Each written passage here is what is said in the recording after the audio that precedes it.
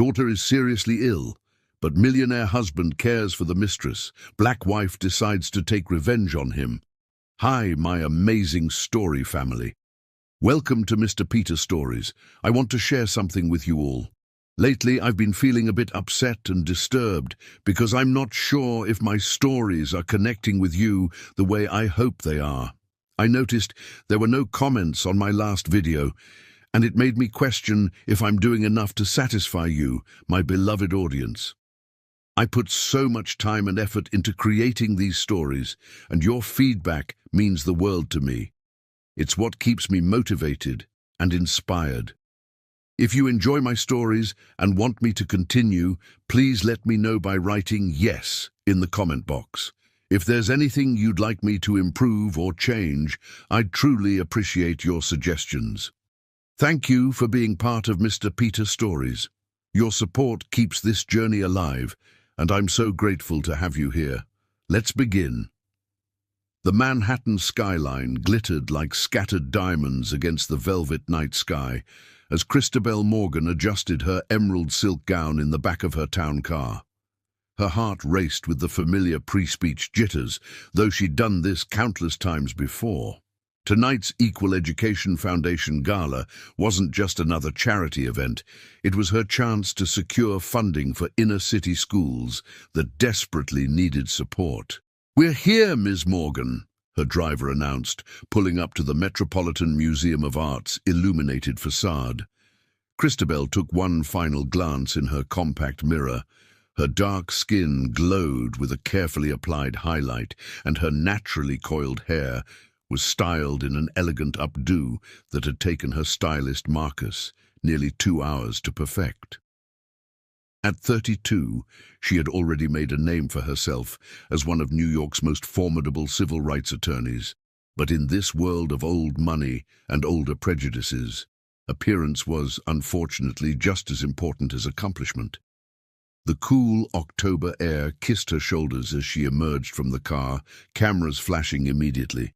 She had learned to wear their attention like armor, each flash a reminder of how far she'd come from the housing projects of Detroit where she'd grown up. Her mother had worked 3 jobs to put her through school, and now here she was, ascending the Met steps like a modern-day Cinderella, except she wasn't here to meet a prince. She was here to change lives. The great hall was transformed into a glittering wonderland of crystal and candlelight. Champagne flowed freely as New York's elite moved through the space like exotic fish in an aquarium of wealth. Christabel recognized most of them from previous events or courtroom battles. Old money clutching their pearls, new money flashing their tech wealth, and the social climbers desperate to distinguish themselves from either group. "Christabel, darling," Maxine Powell, the foundation's chairwoman, air-kissed her cheeks. "You look absolutely stunning. Are you ready for your speech?" "Born ready," Christabel replied with a confident smile. Though the index cards in her clutch felt heavy with responsibility, she had spent weeks crafting this speech, ensuring every word would resonate with these potential donors. As she made her way through the crowd, she felt it, that peculiar sensation of being watched. Not the usual curious glances she'd grown accustomed to as often being the only black woman in these spaces, but something more intense. She turned, scanning the room, and that's when she saw him. He stood apart from the typical clusters of socializing guests, leaning against a marble column with an air of casual ownership of the space. Tall, with broad shoulders, emphasized by an impeccably tailored black tuxedo, he had the kind of face that belonged on magazine covers. Strong jawline, aristocratic nose, and steel-grey eyes that were fixed directly on her. His dark hair was styled in that perfectly imperfect way that probably cost more than most people's monthly rent. Their eyes met across the crowded hall, and for a moment, the bustling noise of the gala seemed to fade away. He didn't smile or nod or make any of the usual acknowledgements. He simply held her gaze with an intensity that made her breath catch. Christabel forced herself to look away first. She hadn't come here to get lost in some stranger's eyes, no matter how magnetic they might be. She had a mission, And years of experience had taught her that men who looked like that, who carried themselves with that level of entitled confidence, were usually more trouble than they were worth. "Ladies and gentlemen," Maxine's voice rang out through the hall, "please take your seats. Our keynote speaker this evening is someone very special." Christabel made her way to the podium, her heels clicking confidently against the marble floor. As she took her position, she saw him again, now seated at one of the front tables. Those grey eyes hadn't left her. She began her speech, her voice clear and passionate as she painted a picture of educational inequality in America. She spoke of brilliant minds dimmed by lack of resources, of children with dreams bigger than their circumstances, of a future that could be brighter if only those with means would invest in it. She shared statistics, but more importantly, she shared stories, real accounts of students she'd met through her work, their potential waiting to be unleashed. "Education isn't just about books and tests," she concluded, her voice carrying to every corner of the vast hall. "It's about hope. It's about opportunity. It's about breaking cycles of poverty that have persisted for generations. Tonight you have the power to change lives. The question is, will you?" The applause was thunderous. Christabel could see checkbooks emerging from designer clutches and interior jacket pockets. She had done her job. Now it was time to work the room, to seal these commitments personally. She was speaking with a hedge fund manager about his potential donation when she felt a presence behind her. The hair on the back of her neck stood up before she even turned around. "Impressive speech," a deep voice said. "Though I noticed you didn't mention the role of private enterprise in education reform." She turned to find the grey-eyed stranger standing there, somehow even more imposing up close. He held 2 champagne flutes, offering one to her. "Thank you," she replied, accepting the glass but not drinking from it. "And you are?" "Colton Sebastian," he said, as if the name should mean something to her. From the slight shift in his expression she could tell it usually did. "Of Sebastian Enterprises," he added when she didn't show any recognition. "We have some interests in the education sector." Ah, now she placed him.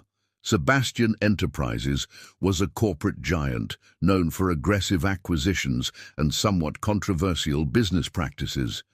They'd recently started buying up private schools and educational technology companies. "By interests, do you mean profitable ones?" she challenged, raising an eyebrow.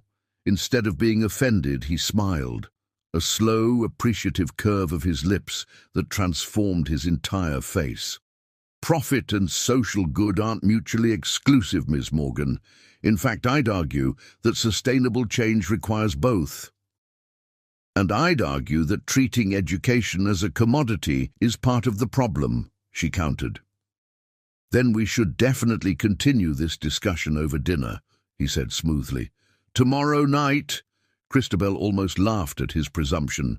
"Mr. Sebastian, I don't make dinner plans with strangers," he finished. "Neither do I, usually. But I have a proposal that might interest both you and the Foundation." He pulled out a business card, thick, cream-colored stock with embossed lettering. 7 o'clock, Le Bernardin.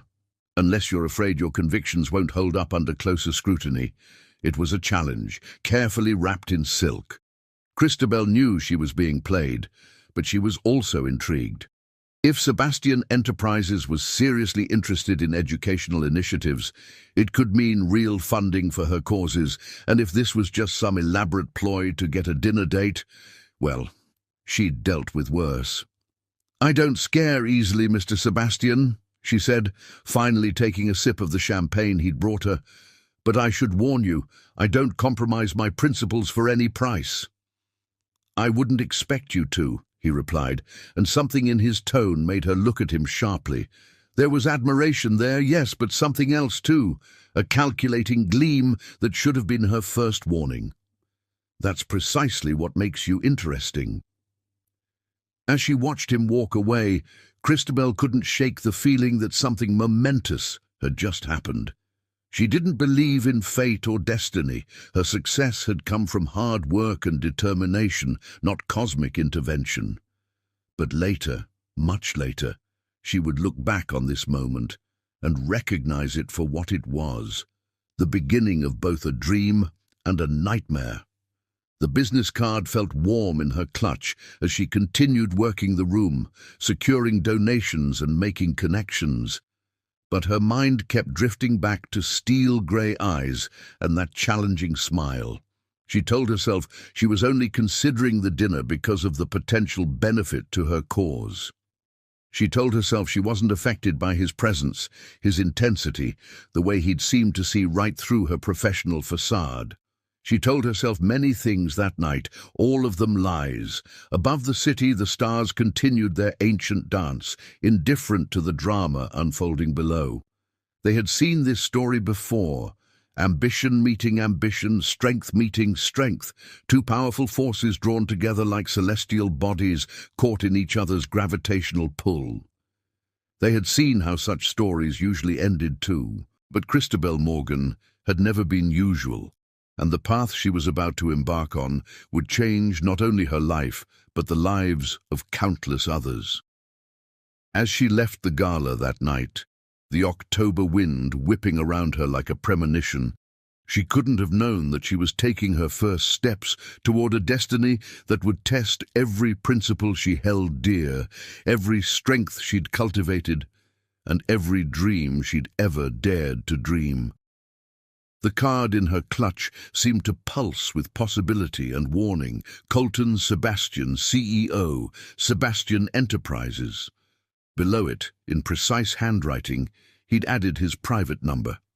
It was an opening move in a game she hadn't agreed to play, but one she was already involved in.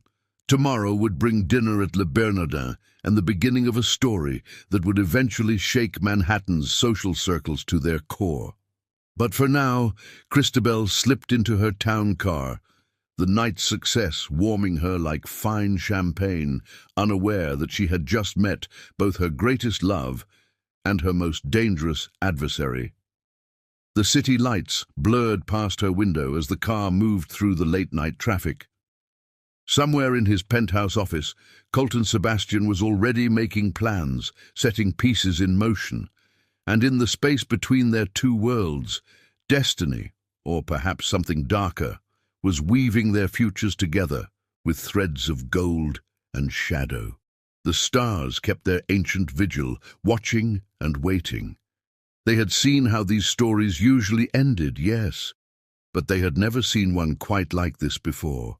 And so began the tale of Christabel Morgan and Colton Sebastian, a story of love and betrayal, of power and revenge, of a woman who would rise from the ashes of heartbreak to become a force of justice, and of a man who would learn, too late, the true cost of underestimating her. But that was all still to come. For now, there was just a business card, a dinner invitation, and the dangerous allure of possibilities that hung in the air like perfume, sweet and intoxicating, and ultimately deadly. Chapter 2. A Whirlwind Romance. Le Bernardin's soft lighting cast a golden glow across the white tablecloth as Christabel arrived precisely at 7. Colton was already there, standing as she approached, his grey eyes drinking her in. She wore a fitted crimson dress that made her dark skin glow, chosen carefully to project confidence rather than seduction.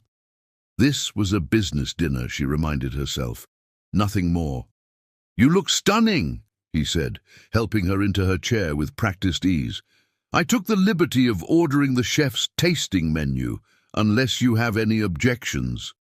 "That depends entirely on your proposal, Mr. Sebastian," Christabel replied, unwrapping her napkin with deliberate grace. "I'm still waiting to hear how Sebastian Enterprises plans to contribute to educational equity." Colton's smile held a predatory edge that sent an involuntary shiver down her spine. "Straight to business? Not even a glass of wine first? I find clarity of mind serves me better than wine." He laughed then, a rich sound that drew glances from nearby tables. "God, you're magnificent." All right, Miss Morgan, let's talk business. What followed was unlike any business dinner Christabel had ever attended. Colton laid out an ambitious plan for a public-private partnership that would funnel millions into underfunded schools. His knowledge of education policy surprised her. He'd clearly done his homework. As courses appeared and disappeared, their discussion ranged from educational theory to social justice to their personal histories. Detroit housing projects to Harvard law, he mused, studying her over the rim of his wineglass. That's quite a journey. Some of us had to earn our way into the ivory tower, she countered, thinking of his own privileged background. We didn't all inherit our empires. Instead of taking offense, his eyes sparkled with interest. You've researched me. I make it a point to know who I'm dealing with. And what did you find? A man who's never lost a corporate takeover, who's known for getting exactly what he wants, through whatever means necessary. She leaned forward slightly. The question is, what do you really want from this partnership, Mr. Sebastian? He set down his glass, and for a moment, the sophisticated businessman facade slipped, revealing something raw underneath. Would you believe me if I said I wanted to make a difference? That maybe I'm tired of being the corporate raider everyone expects me to be? No, she said honestly, but I believe you're smart enough to see that social responsibility is good business these days. Their eyes locked across the table, and the air between them crackled with something that had nothing to do with business. Colton leaned forward, his voice dropping lower. Have dinner with me again tomorrow, not for business, just dinner. That would be unwise. Probably. Say yes anyway. And despite every rational argument against it, she did. What followed was 6 weeks that felt like something out of a fairy tale, if fairy tales involved private jets and boardroom battles. Their second date was at a hole-in-the-wall jazz club in Harlem, where Colton surprised her by knowing every Miles Davis album by heart. The third was an impromptu flight to Paris for lunch, just because she'd mentioned loving French Impressionism. Christabel found herself drawn into Colton's world of limitless possibility, where every whim could be indulged, every desire fulfilled. He sent rare first editions of her favorite books to her office, changed million-dollar deals to accommodate her charity events, made her laugh with wickedly accurate impressions of stuffy board members. But there were moments, brief flashes when the fairy tale flickered. The way his jaw clenched when she disagreed with him in public. How his generous donations to her causes always came with subtle strings attached. The cold calculation that sometimes replaced the warmth in his eyes when he thought she wasn't looking. Her best friend, Maya, saw it first. Over brunch at their favorite spot in Brooklyn, while Christabel was describing another romantic gesture, Maya set down her mimosa with unusual force. He's love-bombing you, Chris. What? No, he's just generous. He's overwhelming you with grand gestures so you won't notice the red flags. Girl, you're smarter than this. But love, as Christabel was learning, had a way of making even the smartest people blind. And Colton Sebastian was a master at making his darkness look like light. When he proposed 4 months after their first meeting, he did it at the same charity gala where they'd met. Went down on one knee right after she finished her speech in front of New York's entire social elite. The ring was a flawless 10-carat diamond that must have cost millions. The moment was perfect, choreographed for maximum impact. You've changed my world, he said, looking up at her with those mesmerizing grey eyes. Marry me, Christabel. Let's change the world together. The applause was deafening. Camera flashes blinded her. Later, she would remember how his eyes had darted to the reporters before finding her face again, how his free hand had subtly guided her toward the better camera angles. But in that moment, swept up in the fairy tale, she said yes, The wedding planning became a media circus. Colton hired the most exclusive planners, insisted on the grandest venues. Every detail was scrutinized, every choice publicized. Sebastian Enterprises' stock rises as CEO's wedding approaches, the financial papers reported. Power couple sets new standards for society weddings, the society pages gushed. Christabel found herself swept along in a tide of decisions that somehow always ended up being made for her. Her simple elegance vision was transformed into an extravaganza of excess. Her desire for a small family ceremony became a 1,000-person spectacle. "It's about more than just us," Colton explained when she protested. "This is about building our brand as a couple. Think of the doors it will open for your causes." He was always so reasonable, so logical, always had a way of making his desires seem aligned with her goals. And wasn't that what partnership was about? Compromise, growth, learning to think bigger? The wedding day dawned clear and bright. New York's St. Patrick's Cathedral had never looked more magnificent, dripping with white orchids and crystal installations that caught the light like frozen rain. Christabel stood in the bride's room, stunning in a custom Vera Wang gown, while her mother fussed with her veil. "Baby," her mother said softly, "are you sure about this? Everything's happening so fast." "I'm sure, Mama," Christabel replied, checking her reflection one last time. But in the mirror, for just a moment, she caught a glimpse of something in her own eyes, a flicker of the same doubt she'd seen in Maya's, in her mother's, in the faces of friends who'd grown increasingly distant as Colton had consumed more and more of her world. Then the wedding march began, and there was no more time for doubt. She floated down the aisle on her father's arm toward the man who stood waiting like a prince from a storybook. Colton's smile was triumphant as she approached, and if it didn't quite reach his eyes, well, she was too dazzled by everything else to notice. The reception was a blur of champagne and congratulations, of dancing and toasting and perfectly staged photos for the society pages. Their first dance was to a live performance by John Legend, a surprise Colton had arranged. Everything was perfect, dreamlike, exactly as he'd planned. Later that night, in the presidential suite of the Plaza Hotel, Christabel stood at the window looking out over Central Park. Behind her, Colton was on the phone, handling some last-minute business before their honeymoon. Even on his wedding night, business came first, something that would become a pattern she was still too newlywed happy to recognize.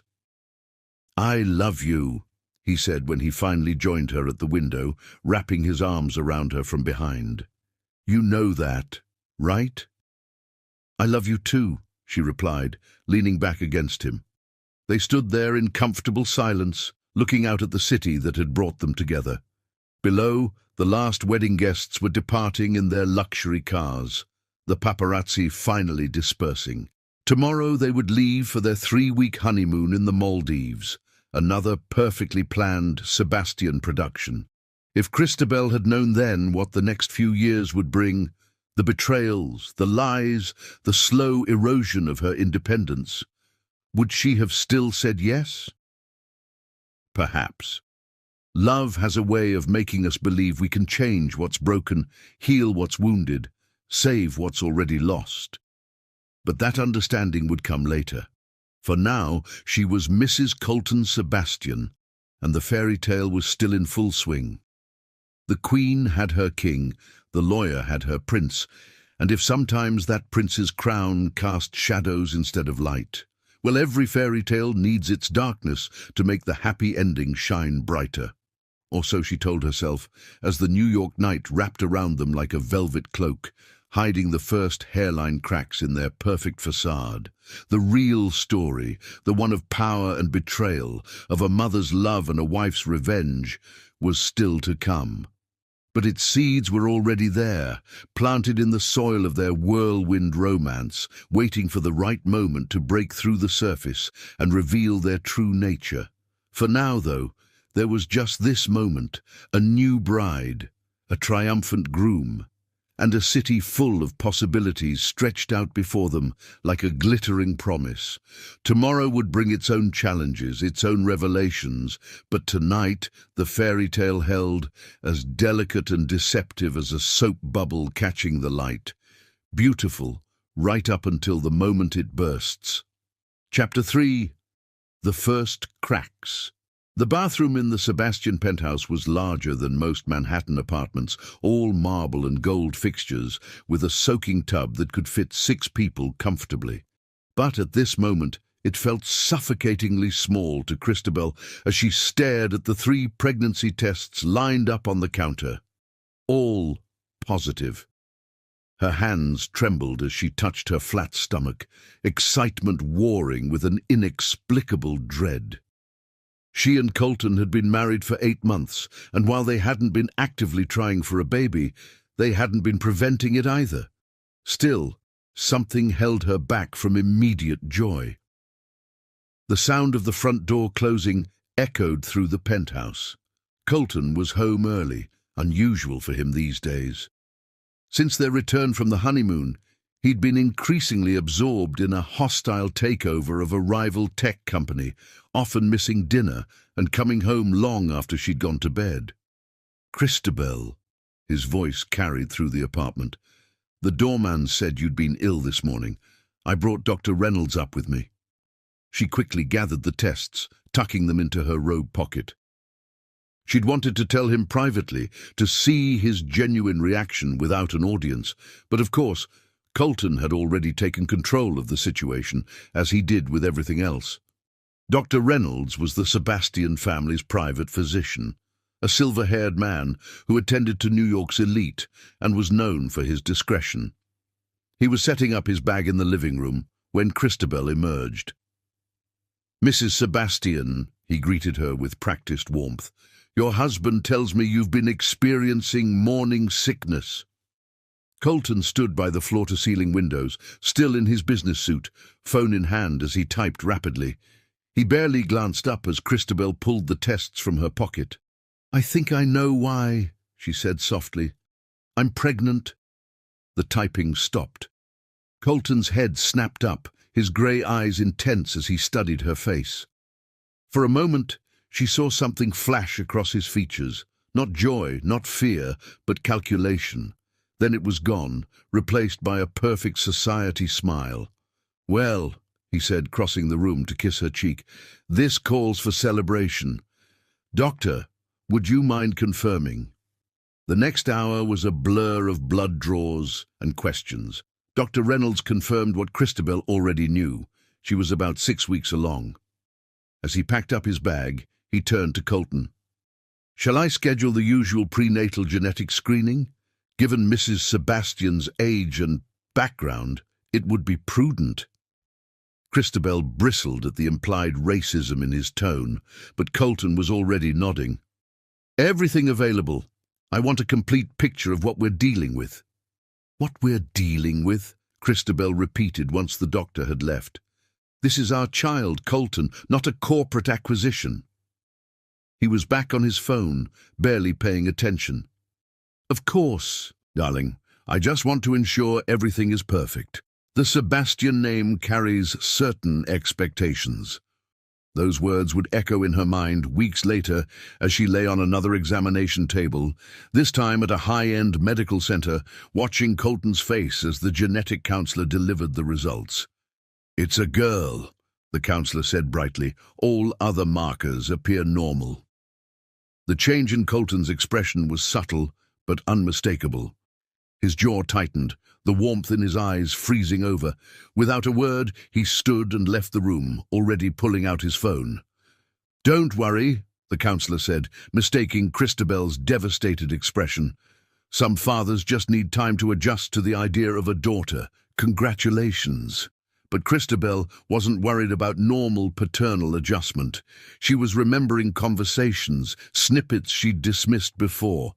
Colton's obsession with his family legacy, his constant references to producing an heir, the way he spoke about his own sisters. relegated to minor roles in the family business while he, the only son, had inherited everything.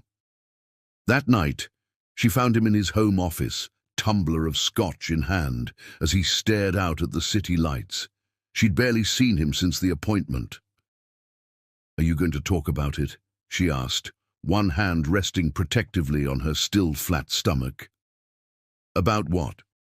The fact that I've spent years building an empire that will now have to be split up or sold off because you couldn't give me a son?" His voice was cold, precise, the same tone he used when destroying business rivals. Christabel felt as if she'd been slapped. "It's the 21st century, Colton. A daughter can inherit just as easily as a son." He laughed, but there was no humor in it. "You really don't understand this world, do you? Despite all your education, all your social climbing, you're still that girl from Detroit who thinks merit matters more than bloodline. And you're still that privileged boy who thinks he can control everything, even genetics." She fought to keep her voice steady. "This baby is a blessing, regardless of gender." "A blessing?" He turned to face her, and for the first time she saw his mask completely drop. The man underneath was a stranger, cold, cruel, entitled. "Do you know what the board will say? What our competitors will think? A girl can't maintain control of Sebastian Enterprises. She'll marry, change her name, dilute the bloodline. Everything I've built, everything my father built, gone because you couldn't do the one thing you were supposed to do." The tumbler flew past her head, shattering against the wall in a spray of glass and expensive scotch. Christabel didn't flinch. She'd learned long ago that showing fear only encouraged men like this. "If you ever throw something near me again," she said quietly, "I will take this baby and disappear so completely you'll never see either of us again. Do you understand?" For a moment, they stared at each other across the dark office. Power versus power, will versus will. Finally, Colton's face smoothed back into its usual pleasant mask. "I apologize," he said, straightening his tie. "I've had too much to drink. We'll discuss this another time." But there was no real discussion in the months that followed, only a growing distance. Colton threw himself into work, often sleeping in his office downtown. When he was home, he ignored her growing belly, changed the subject whenever she tried to talk about the baby. The nursery planning was left entirely to her. He didn't even ask to see the room. Christabel found herself increasingly isolated. Her old friends had mostly fallen away during the whirlwind courtship and marriage, put off by Colton's controlling nature and her own willing submission to it. Her mother's calls went unanswered when Colton was home. He'd never approved of her common background. Even Maya, her closest friend, had stopped trying after Colton had her blacklisted from their social circle for suggesting he was manipulative. The loneliness was suffocating. She took to talking to her unborn daughter during long baths, promising her a life full of love and opportunity, swearing that she would never let anyone make her feel less than perfect. But in the dark hours of the night, when the baby's kicks kept her awake, doubt crept in like a poison. One night, unable to sleep, she wandered down to Colton's office. He was working late again, but she needed some files from his desk for an upcoming foundation meeting. As she searched through the drawers, she found a journal, expensive leather, hand-tooled with the Sebastian family crest. She shouldn't have opened it. Later, she would tell herself that if she'd just resisted that urge, things might have been different. But she did open it, and there, in Colton's precise handwriting, was the truth she'd been avoiding. The merger with CM was perfect on paper, impeccable credentials, right social standing, strong enough to produce healthy heirs, but naive enough to be controlled. The pregnancy is an unfortunate setback. A girl changes everything, must consult lawyers about potential prenup loopholes. The words blurred as tears filled her eyes. She was never a love match. She was a merger, an acquisition, a carefully selected broodmare for the Sebastian bloodline. Every romantic gesture, every seeming coincidence, every perfect moment had been calculated and choreographed. She was still standing there, journal in hand, when Colton walked in. Their eyes met, and in that moment, all pretense fell away. She saw him clearly for the first time, not as the prince from her fairy tale, but as the predator he'd always been. "You should be in bed," he said mildly, but his eyes were fixed on the journal. "You should be in hell," she replied, her voice steady despite the tears on her cheeks. He moved toward her, hand outstretched for the journal, but stopped when she held up her phone, showing the photos she'd already taken of the most damning pages. "If anything happens to me or this baby," she said quietly, "these go to every media outlet in the country. How would the board react to seeing Sebastian Enterprises' CEO plotting his wife's acquisition like a hostile takeover?" A muscle twitched in his jaw, the only sign that she'd scored a hit. "You're being hormonal," he said dismissively. "We'll discuss this in the morning." But there would be no more discussions, no more pretending. As she walked past him, head high despite her breaking heart, Christabel felt her daughter kick, strong and fierce, already a fighter. In that moment she made a silent vow. This child would never know the pain of being seen as less than perfect. She would be loved, protected, cherished, even if Christabel had to fight the whole world to ensure it. Starting with the man who should have loved them both, but saw them only as pawns in his grand design. The cracks in their marriage had become chasms, too wide to bridge, too deep to ignore. But Christabel was no longer the starry-eyed bride who believed in fairy tales. She was becoming something else, something stronger, harder, more dangerous. She just didn't know yet how much she would need that strength in the months to come. Chapter 4. Little Angel Thunder crashed outside Mount Sinai Hospital's VIP wing as Christabel gripped the edges of her birthing bed, sweat beading on her forehead. The contractions had started 18 hours ago, and despite the best efforts of New York's most expensive medical team, her daughter seemed in no hurry to make her appearance. "Where is he?" she gasped between contractions, though she already knew the answer. Colton was supposed to be flying back from a business meeting in Dubai, but his private jet had been suspiciously delayed. Again and again. "I've left 3 more messages," her mother said, wiping Christabel's brow with a cool cloth. Regina Morgan had flown in from Detroit the moment her daughter went into labor, despite Colton's obvious disapproval of her common presence in his carefully curated world. "Baby girl, you focus on bringing my grandbaby into this world. That man ain't worth your worry right now." Another contraction ripped through her body, and Christabel screamed through clenched teeth. The pain was primal, overwhelming, but there was something else too, a fierce determination that had been growing stronger throughout her pregnancy. Each contraction brought her daughter closer, and with her, a new kind of strength Christabel hadn't known she possessed. "Mrs. Sebastian," Dr. Reynolds said from between her legs, his usual aristocratic manner somewhat ruffled by the lengthy labor. "I can see the head. One more big push." Christabel bore down with everything she had, her mother's hand nearly crushed in her grip. The room filled with the sound of her effort, of machines beeping, of medical staff encouraging her, and then, cutting through it all, a new sound. Her daughter's first angry cry.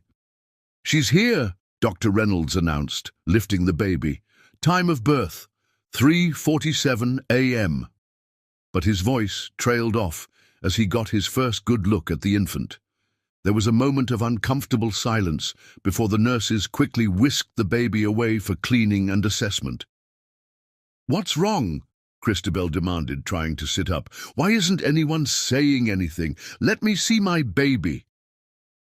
The medical team exchanged glances, a silent communication that made her heart race.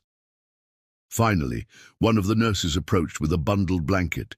"Your daughter is perfectly healthy, Mrs. Sebastian. She's just..."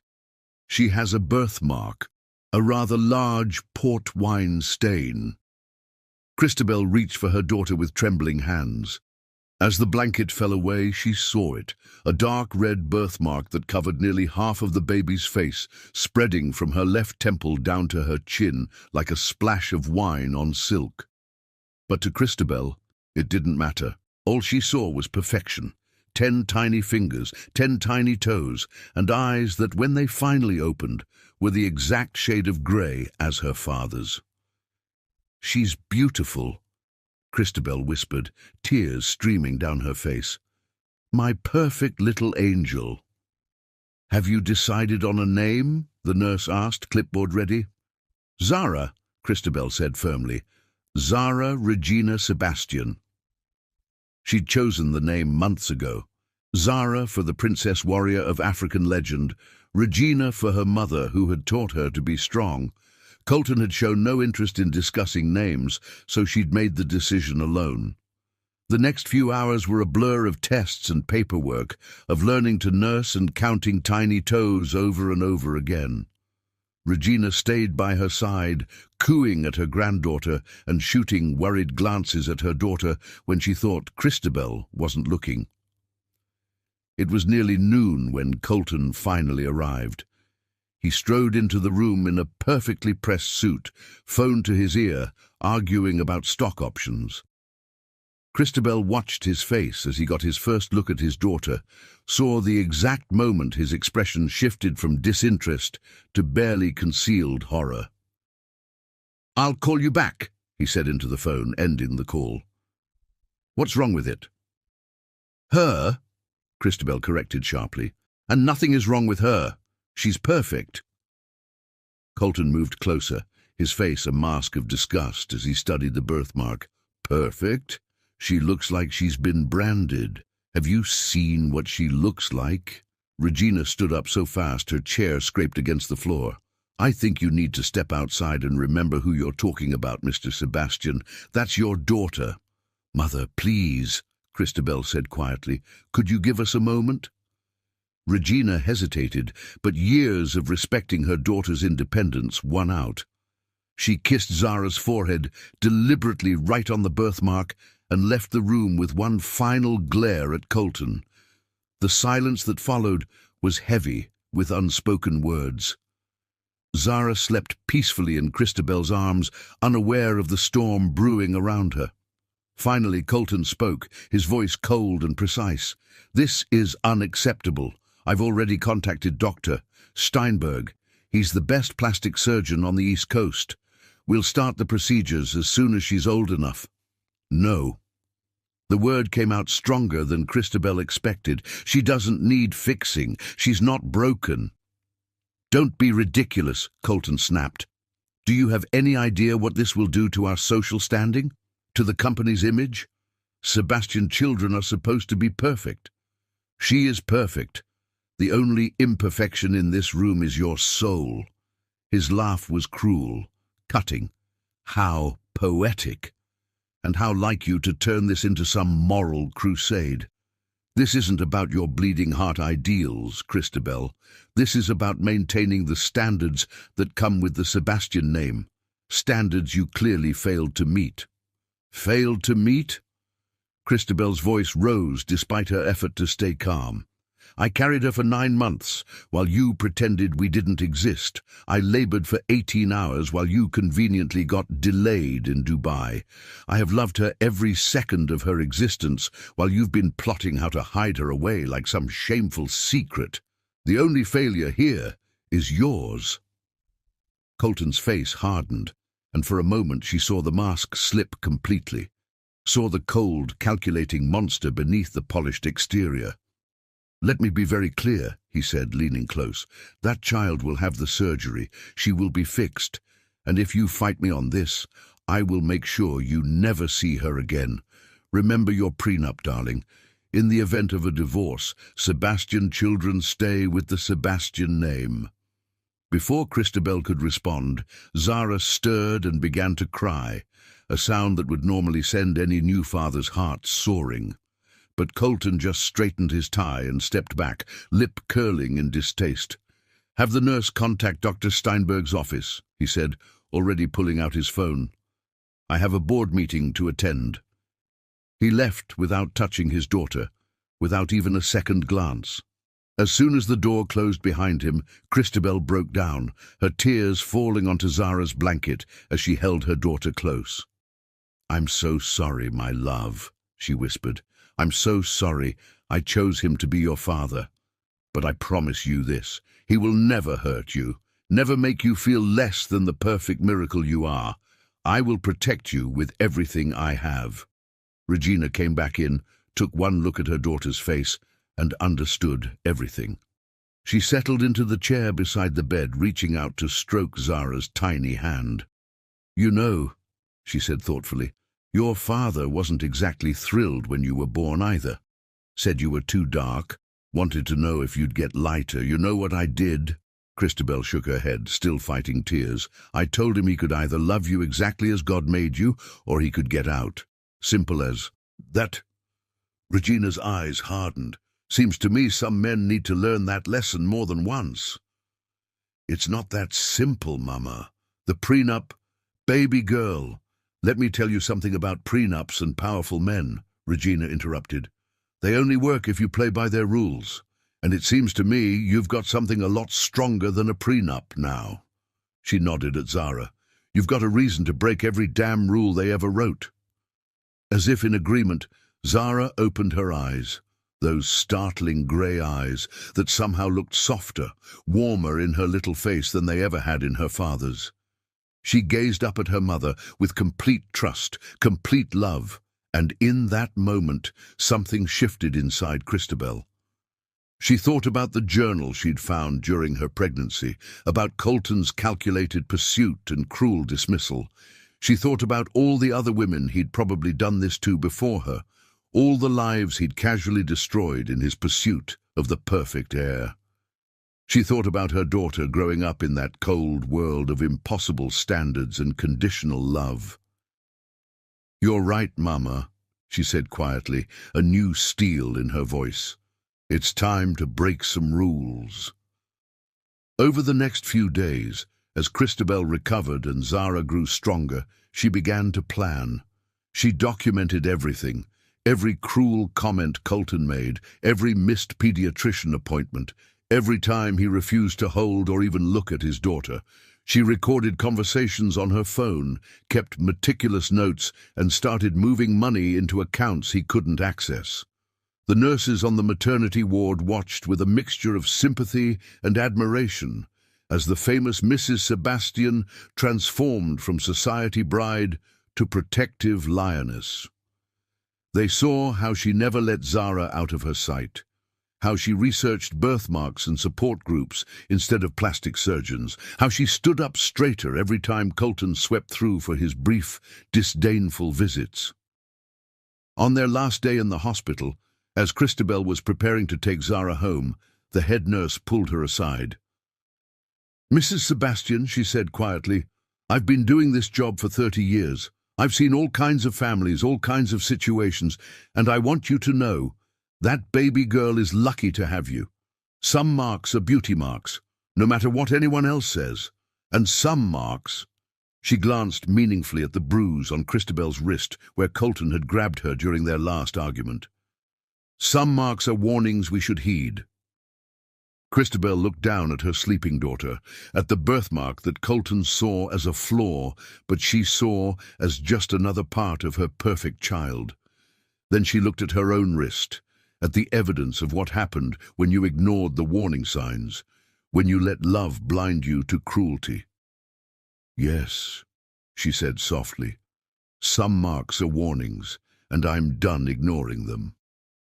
That night, as she sat in Zara's nursery, the one room in the penthouse Colton refused to enter, Christabel made a decision. She would play his game for now, be the perfect society wife he'd purchased, but she would also prepare, gather evidence, build her strength.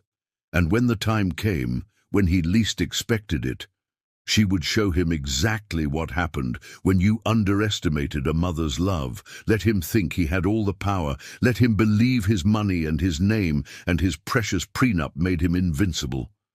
He'd learn soon enough that some things were stronger than legal documents and social standing. Some things, like a mother's determination to protect her child, could break any chains, overcome any obstacle. Zara stirred in her crib, making those tiny baby sounds that made Christabel's heart swell with love. She lifted her daughter, kissing the birthmark that had become a battle line between two worlds. Colton's world of superficial perfection and her world of unconditional love. "Sweet dreams, my little warrior," she whispered. "Mommy's here, and Mommy's going to change the world for you." Outside the nursery window, the New York skyline glittered like 1,000 promises. Somewhere in that concrete jungle, Colton Sebastian was probably in his office, plotting his next business conquest, unaware that in his own home a revolution was brewing. A revolution sparked by a tiny girl with a wine-colored birthmark and the mother who would move heaven and earth to protect her. Chapter 5. Enter the Snake. The Sebastian Enterprises boardroom was all gleaming mahogany and floor-to-ceiling windows 40 stories above Manhattan. Christabel sat at her usual place beside Colton's empty chair, reviewing the merger documents for the company's latest acquisition. As head of the corporate foundation and de facto face of Sebastian Enterprises' social responsibility initiatives, she attended these meetings more out of obligation than necessity. At 34, she had settled into a careful routine over the past 2 years since Zara's birth. She maintained her public role as the perfect corporate wife, while quietly building her own power base through charitable works and strategic alliances. If Colton noticed her growing influence in New York's social circles, he never mentioned it. They barely spoke these days, except at public functions. The boardroom door opened, and Christabel looked up, expecting to see her husband. Instead, a young woman entered, tall, slim, with the kind of ethereal blonde beauty that seemed almost calculated in its perfection. She wore a red designer dress that probably cost more than most people's monthly salary, and her smile held the same predatory edge Christabel remembered from Colton's early courtship. "Oh, I'm sorry," the woman said, though her tone suggested she wasn't sorry at all. "I thought the meeting had started. I'm Cordelia Pierce, from Pierce Technologies." Christabel's grip on her pen tightened imperceptibly. Pierce Technologies was the company they were acquiring, or rather devouring, in typical Sebastian Enterprises fashion. But this woman wasn't mentioned in any of the briefing documents. "Christabel Sebastian," she replied coolly. "I wasn't aware Pierce Technologies was sending a representative to this meeting. Daddy thought it would be good for me to learn the family business from the inside," Cordelia said, sliding into a chair directly across from Christabel. "And Mr. Sebastian was kind enough to agree." The way she said Mr. Sebastian set off warning bells in Christabel's mind. There was an intimacy in her tone, a subtle emphasis that spoke volumes. Before she could probe further, the boardroom began filling with executives, Colton among them. "Ah, Ms. Pierce." Colton's face lit up with a warmth Christabel hadn't seen in years. "I trust you found the boardroom without difficulty?" "Your secretary was very helpful," Cordelia replied, batting eyes that probably took an hour to make look that effortlessly perfect. Throughout the meeting, Christabel observed the subtle dance between her husband and the Pierce heiress. Every laugh was a little too bright, every glance held a little too long. She recognized the choreography. She'd been part of it herself once, though she'd been too blinded by love to see it for the performance it was. After the meeting, she cornered Colton in his office. "Care to explain why Pierce's daughter is suddenly part of our merger team?" "It's good business," he replied, without looking up from his computer. "Having her involved smooths the transition, makes the acquisition seem less hostile. And I suppose her looking like a supermodel has nothing to do with it." That got his attention. He looked up, a cold smile playing at his lips. Careful, darling. Jealousy doesn't become you. Neither does being made a fool of in my own boardroom. Our boardroom, he corrected sharply. And might I remind you that your position here is courtesy of our marriage. Don't overstep. The threat was clear, but Christabel had learned to play this game too well to show fear. Just remember, dear husband, that courtesy works both ways. Over the next few weeks, Cordelia Pierce became an increasingly constant presence at Sebastian Enterprises. She had an office now, just down the hall from Colton's. Her youth and beauty made her a favorite with the old guard of the board, who seemed to forget she was supposedly there to learn the business, not to decorate it. Christabel watched it all with growing unease. She recognized the pattern, the late meetings, the business dinners, the increasingly transparent excuses, but this time she was clear-eyed enough to see the manipulation behind every move. One evening, as she sat in Zara's room reading bedtime stories, her phone buzzed with a message from Maya, one of the few friends she'd managed to keep, despite Colton's disapproval. It was a photo taken at Le Bernardin, their old date spot. In it, Colton and Cordelia sat at a corner table, his hand covering hers in a gesture that couldn't be mistaken for business. "Thought you should know," Maya's message read. "He's not even trying to hide it anymore." Christabel looked at her daughter, peacefully drawing in her favorite coloring book. At 2, Zara was already showing signs of remarkable intelligence, and her birthmark had faded slightly, though it was still prominent. She'd inherited her father's sharp grey eyes, but thankfully none of his cruelty. "Mommy," Zara looked up from her drawing. "Why are you sad?" "I'm not sad, baby." Christabel forced a smile. "I'm just thinking." "About Daddy?" "He doesn't come read stories anymore." The simple observation cut deeper than any of Colton's calculated insults. "Daddy's very busy with work, sweetheart." "With the pretty lady?" "I saw them in his office." She laughed really loud. Christabel's blood ran cold. "When was this, baby?" "Yesterday. Maria took me to see Daddy, but his door was closed. The pretty lady was there. She doesn't have any marks on her face. Like me." Fighting back tears of rage, Christabel pulled her daughter close. "Your mark is beautiful, Zara. It shows how special you are. Don't ever let anyone tell you different."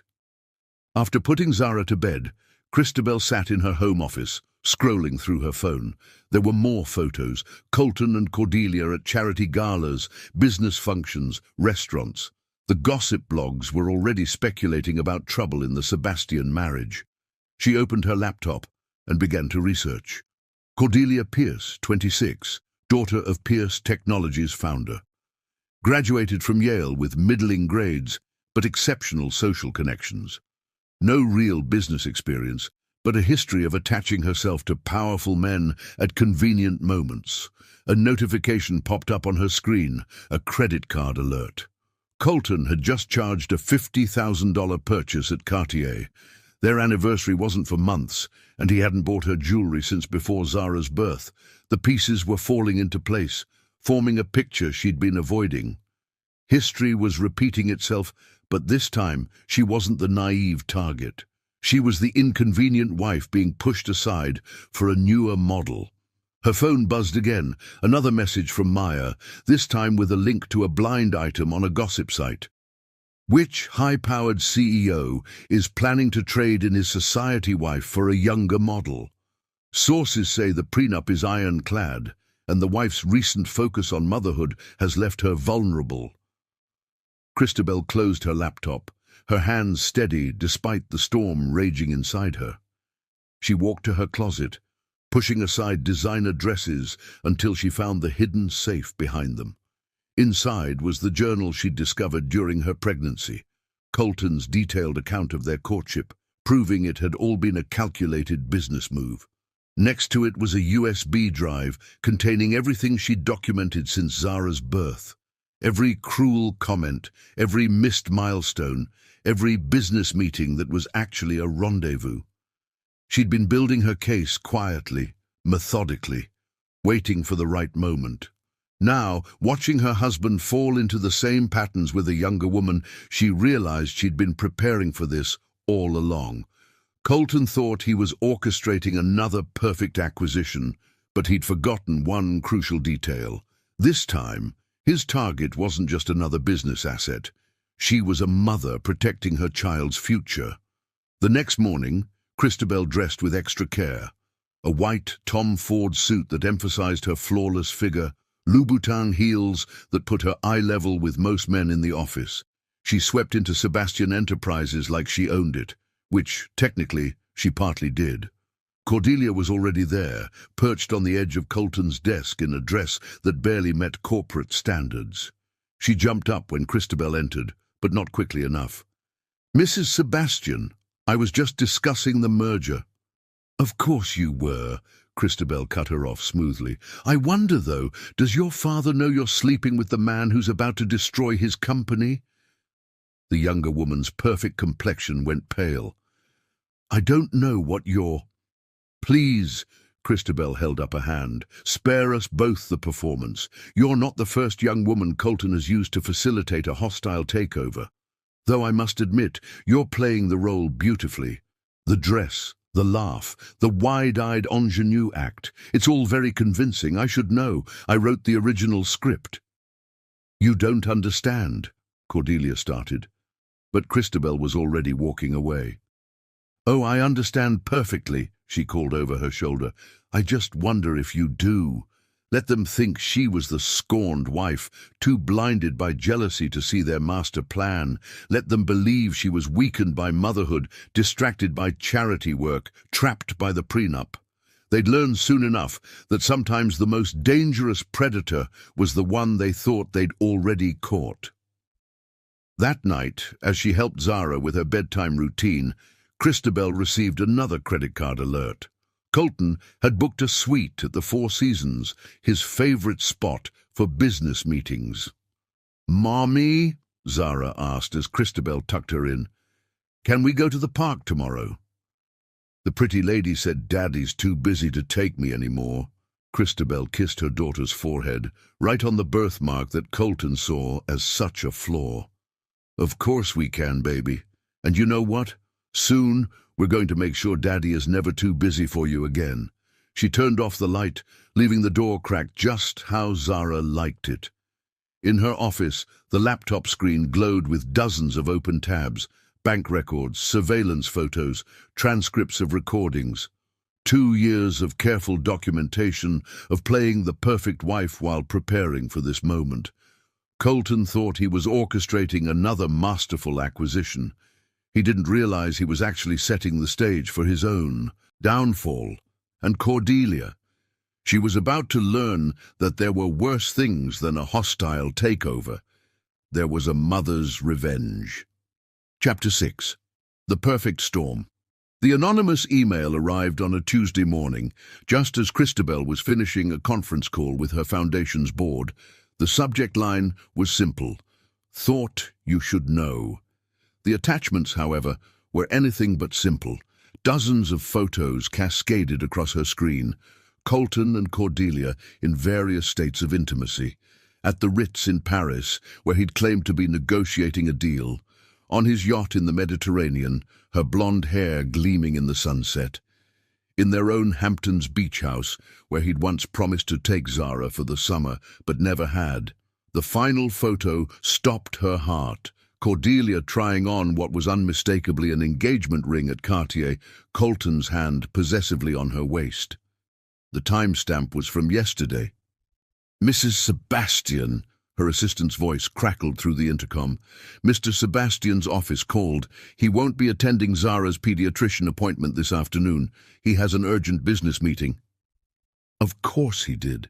The same kind of urgent business meeting that had kept him from their daughter's first steps, first words, and every major milestone since her birth. "Thank you, Andrea. Please clear my schedule for the rest of the day." Christabel closed her laptop with trembling hands. She'd known this was coming, had been preparing for it even. But knowing a storm is approaching doesn't make it any less devastating when it finally hits. The pediatrician's office was on the Upper East Side, its waiting room filled with Manhattan's elite and their perfectly groomed offspring. Zara sat quietly beside her, coloring in a book about brave princesses. At 2.5, she was already showing signs of her mother's quiet strength and resilience. Mrs. Sebastian, a nurse, appeared, her face concerned. Dr. Harrison would like to discuss some test results. Perhaps it would be better if Zara waited here with our child life specialist. Christabel's stomach clenched, but she kept her voice steady. Of course. Sweetheart, will you stay here and finish your picture? Mommy needs to talk to the doctor for a minute.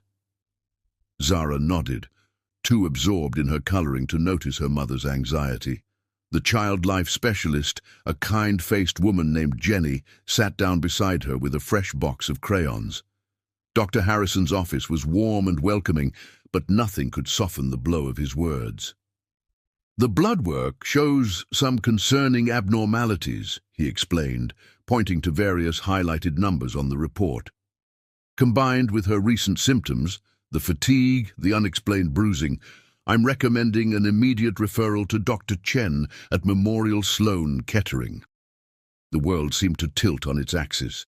Are you suggesting we need to rule out several possibilities? Dr. Harrison said gently. Dr. Chen is the best pediatric hematologist-oncologist in the city. She'll be able to give us more definitive answers. Christabel's phone buzzed. Another email notification. Without thinking, she glanced at it. More photos, this time of Colton and Cordelia entering a prestigious private school on the Upper East Side. The same school where he'd adamantly refused to enroll Zara, claiming her birthmark would disturb the other children. Mrs. Sebastian? Dr. Harrison's voice seemed to come from very far away. Would you like me to have someone call your husband? No, she said sharply, then forced herself to soften her tone. No, thank you. I'll handle that myself. But when she tried calling Colton's private line, it went straight to voicemail. His secretary was unable to disturb him in his very important meeting.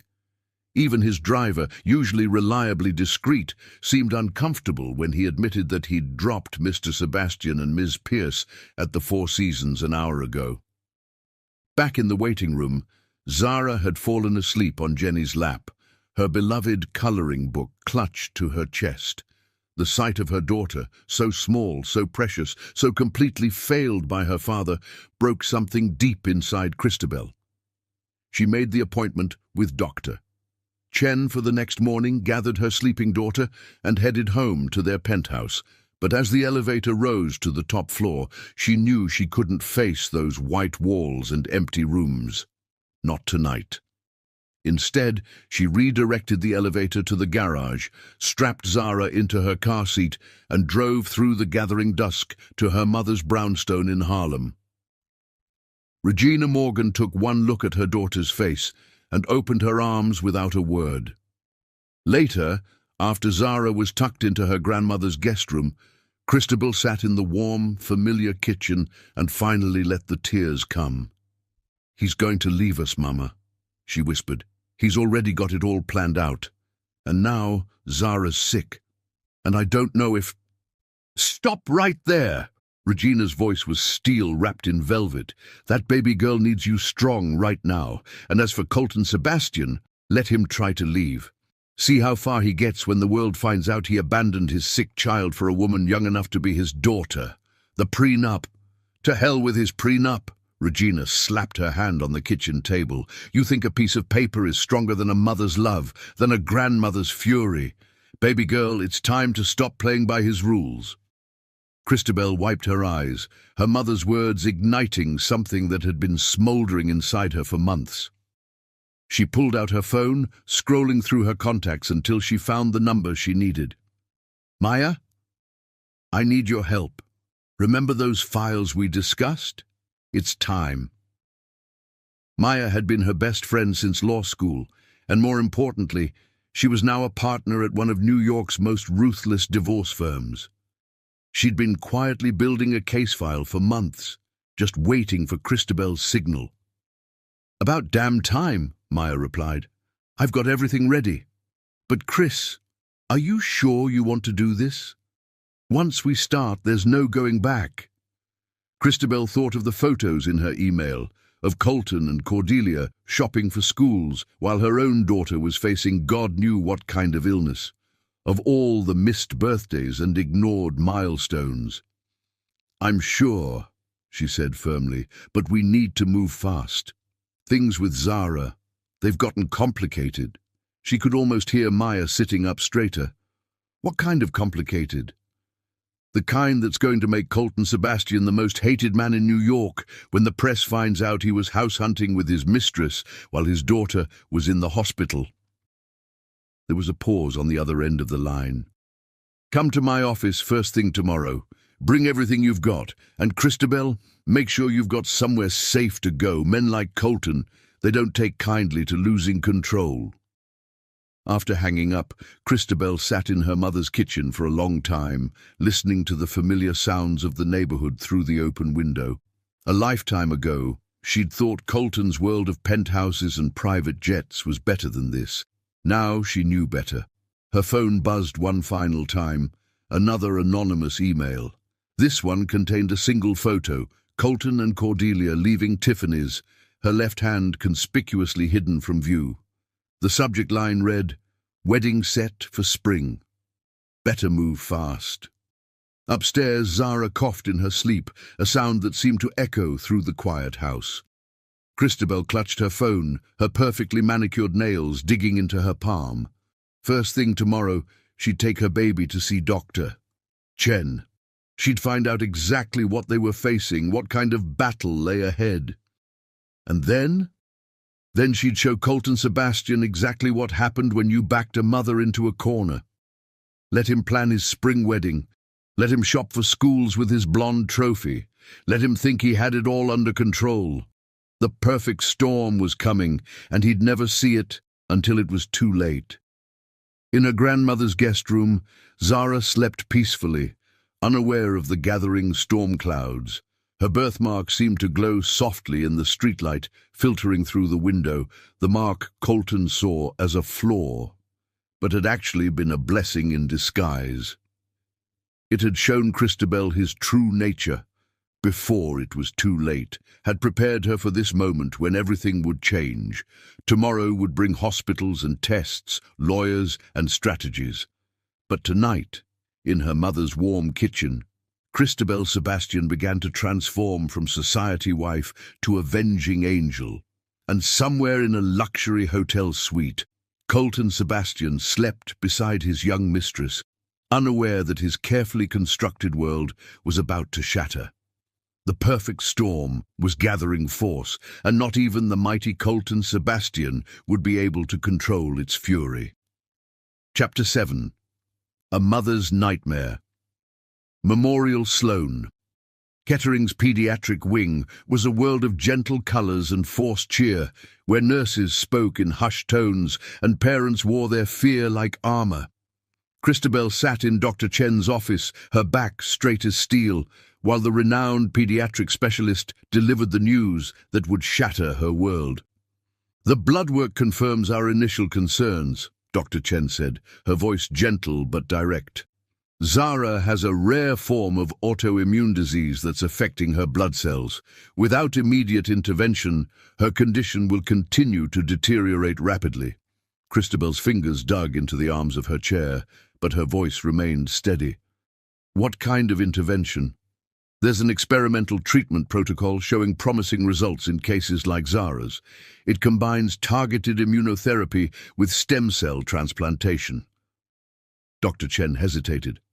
"However, the treatment is still in clinical trials. The cost... "Money is not an issue," Christabel interrupted. After all, she was still Mrs. Colton Sebastian, at least for now. "What are the success rates?" As Dr. Chen outlined the statistics and procedures, Christabel's phone buzzed repeatedly in her bag, Colton's office trying to reach her. She'd left urgent messages about Zara's condition, but he'd been unavailable all morning. Now, apparently, he had time. We'll need both parents' consent to proceed, Dr. Chen was saying. Given Zara's age and the experimental nature of the treatment. Her father will sign, Christabel said, with a confidence she didn't feel. How soon can we start? The sooner the better. I'd like to admit Zara today, begin preliminary treatments while we process the insurance and trial paperwork. Dr. Chen leaned forward. Mrs. Sebastian, I need you to understand. This won't be easy. The treatment is aggressive. Zara will need every ounce of strength she has, and she'll need both parents' support. Both parents. Christabel almost laughed at the irony. Instead, she stood, smoothing her skirt with trembling hands. I'll get her father here. Today. But when she stepped out of Dr. Chen's office, her phone showed a text from Maya. Turn on TMZ now. Heart-pounding, Christabel pulled up the gossip site on her phone. The headline made her blood run cold. Sebastian Enterprises CEO spotted ring shopping with mystery blonde. Sources say divorce imminent. The accompanying photos showed Colton and Cordelia leaving Harry Winston, both laughing, her hand sporting what appeared to be a massive diamond. The timestamp was from this morning, while she'd been sitting in a doctor's office, learning their daughter might die. Mrs. Sebastian? A nurse appeared, concern etched on her face. Zara's asking for you. She's in the playroom with our child life specialist. Christabel locked her phone, tucking away her rage behind the mask of calm she'd perfected over years of society functions. In the cheerful pediatric playroom, Zara sat at a tiny table, her dark curls bouncing as she colored. The birthmark that Colton so despised seemed more pronounced against her increasingly pale skin. "Mommy!" Zara looked up with a smile that made Christabel's heart crack. "Look what I drew." The picture showed three figures: a tall woman in what was clearly a business suit, a small girl with a red mark on her face, and a man standing far away in the corner. Even in crayon, the emotion was clear. "It's beautiful, baby," Christabel managed, her voice only slightly choked. "Hey, how about we have a little sleepover here at the hospital? They have special beds and lots of nice doctors who want to help you feel better." Zara's smile faltered. "Is Daddy coming? I'm going to call him right now." Christabel kissed her daughter's forehead. "You keep coloring with Miss Jenny, okay?" In the hallway, she finally returned Colton's calls. He answered on the first ring. "Where the hell are you?" he demanded. "We have the Pierce Technologies board meeting in an hour." "I'm at Memorial Sloan Kettering," she said coldly. "Our daughter is being admitted today. She needs immediate medical intervention." There was a pause, then, "What's wrong with her now?" Another cold. "Really, Christabel, you can't keep disrupting business because you're an overprotective—" "She has a life-threatening autoimmune condition," Christabel cut him off. "The doctors need your consent for experimental treatment. It's urgent." Another pause. She could hear Cordelia's voice in the background, asking something about lunch reservations. "I'm in the middle of a crucial merger," Colton said finally. "Have them email the forms to my assistant. I'll look at them when I have time." "When you have time," Christabel's voice rose despite her effort to stay calm. "Your daughter is seriously ill and you're too busy with your mistress to come to the hospital? Don't be dramatic. And I'd appreciate it if you'd stop spreading malicious rumors about Cordelia. She's a valued business associate." "Is that what they're calling it these days? Tell me, do all your valued business associates go ring shopping with you at Harry Winston?" She heard his sharp intake of breath, followed by a door closing, presumably moving somewhere private. "You're becoming hysterical," he said, his voice taking on the cold, precise tone she'd come to dread. "Perhaps all this maternal stress is affecting your judgment. Remember your position, Christabel. Remember who pays for Zara's medical care." The threat was clear. Play nice, or the money stops. Accept the humiliation, or watch their daughter suffer. "The doctors need to see you in person," she said, forcing her voice to stay level. "It's hospital policy for experimental treatments. They need to explain the risks, get witnessed consent." She could practically hear him calculating, weighing the optics of refusing against the inconvenience. "Fine. I'll stop by this evening. Late, after the board meeting." "Thank you," she said, the words tasting like ash in her mouth. After hanging up, she slumped against the wall, fighting back tears of rage and fear. A gentle touch on her arm made her start.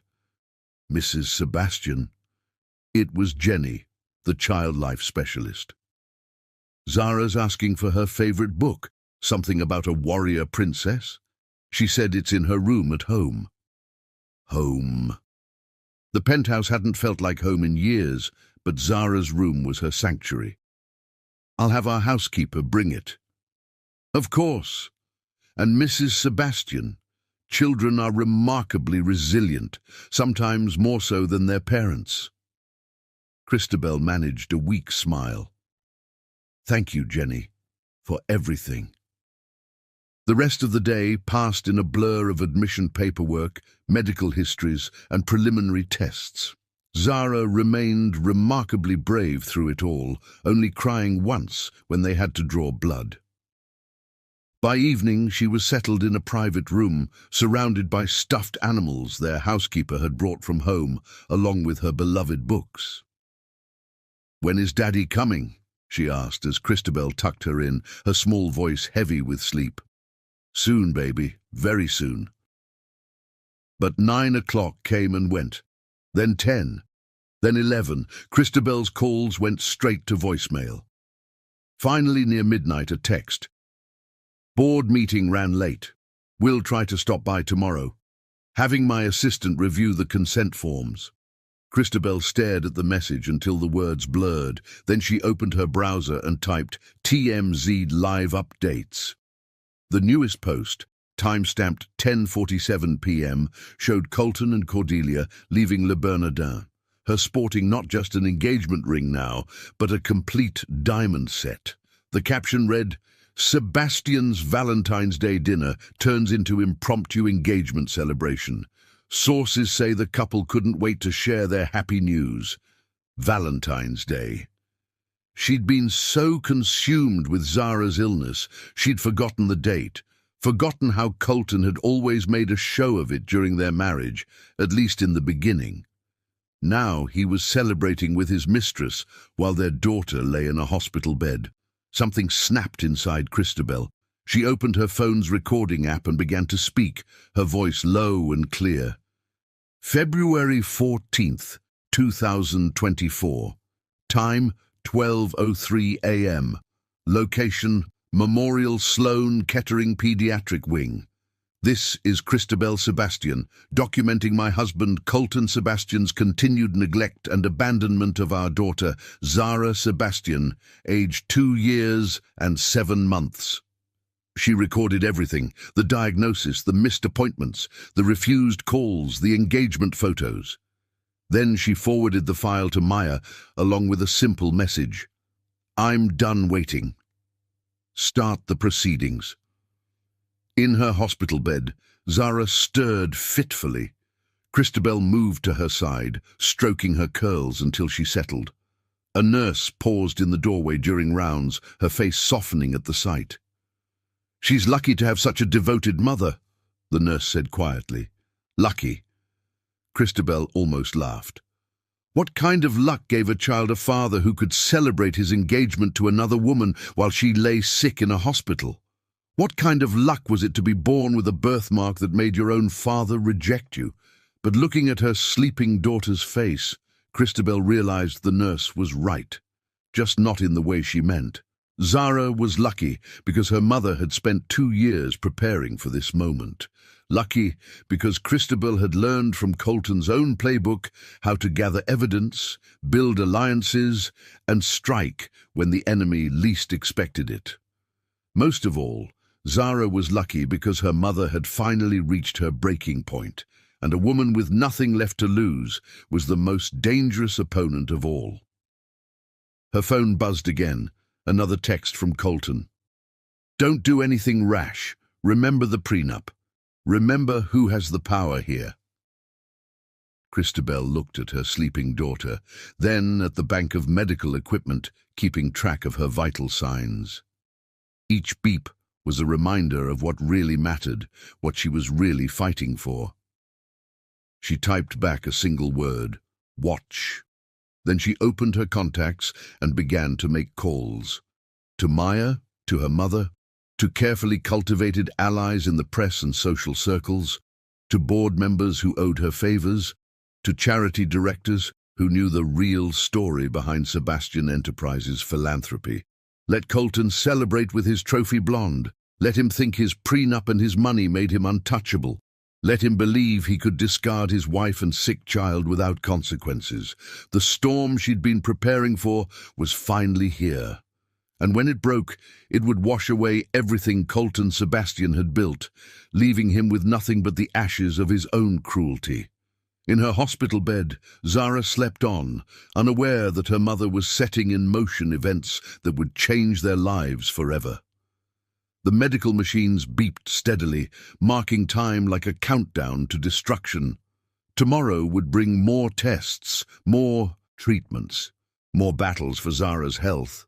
But tonight, in the quiet of a hospital room, Christabel Sebastian declared war. And she had no intention of losing. Chapter 8. The Breaking Point.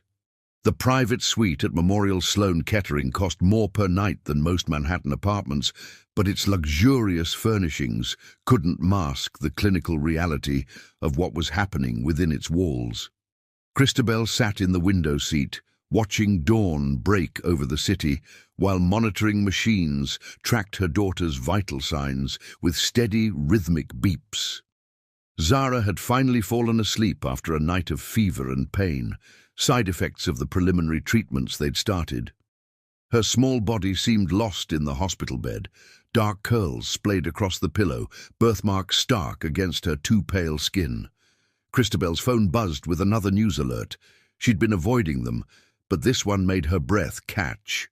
Breaking, Sebastian Enterprises CEO announces engagement at charity gala, mystery blonde revealed as Pierce Technologies' heiress. The accompanying photo showed Colton and Cordelia on the red carpet at last night's children's cancer benefit, the irony of which made Christabel's blood boil.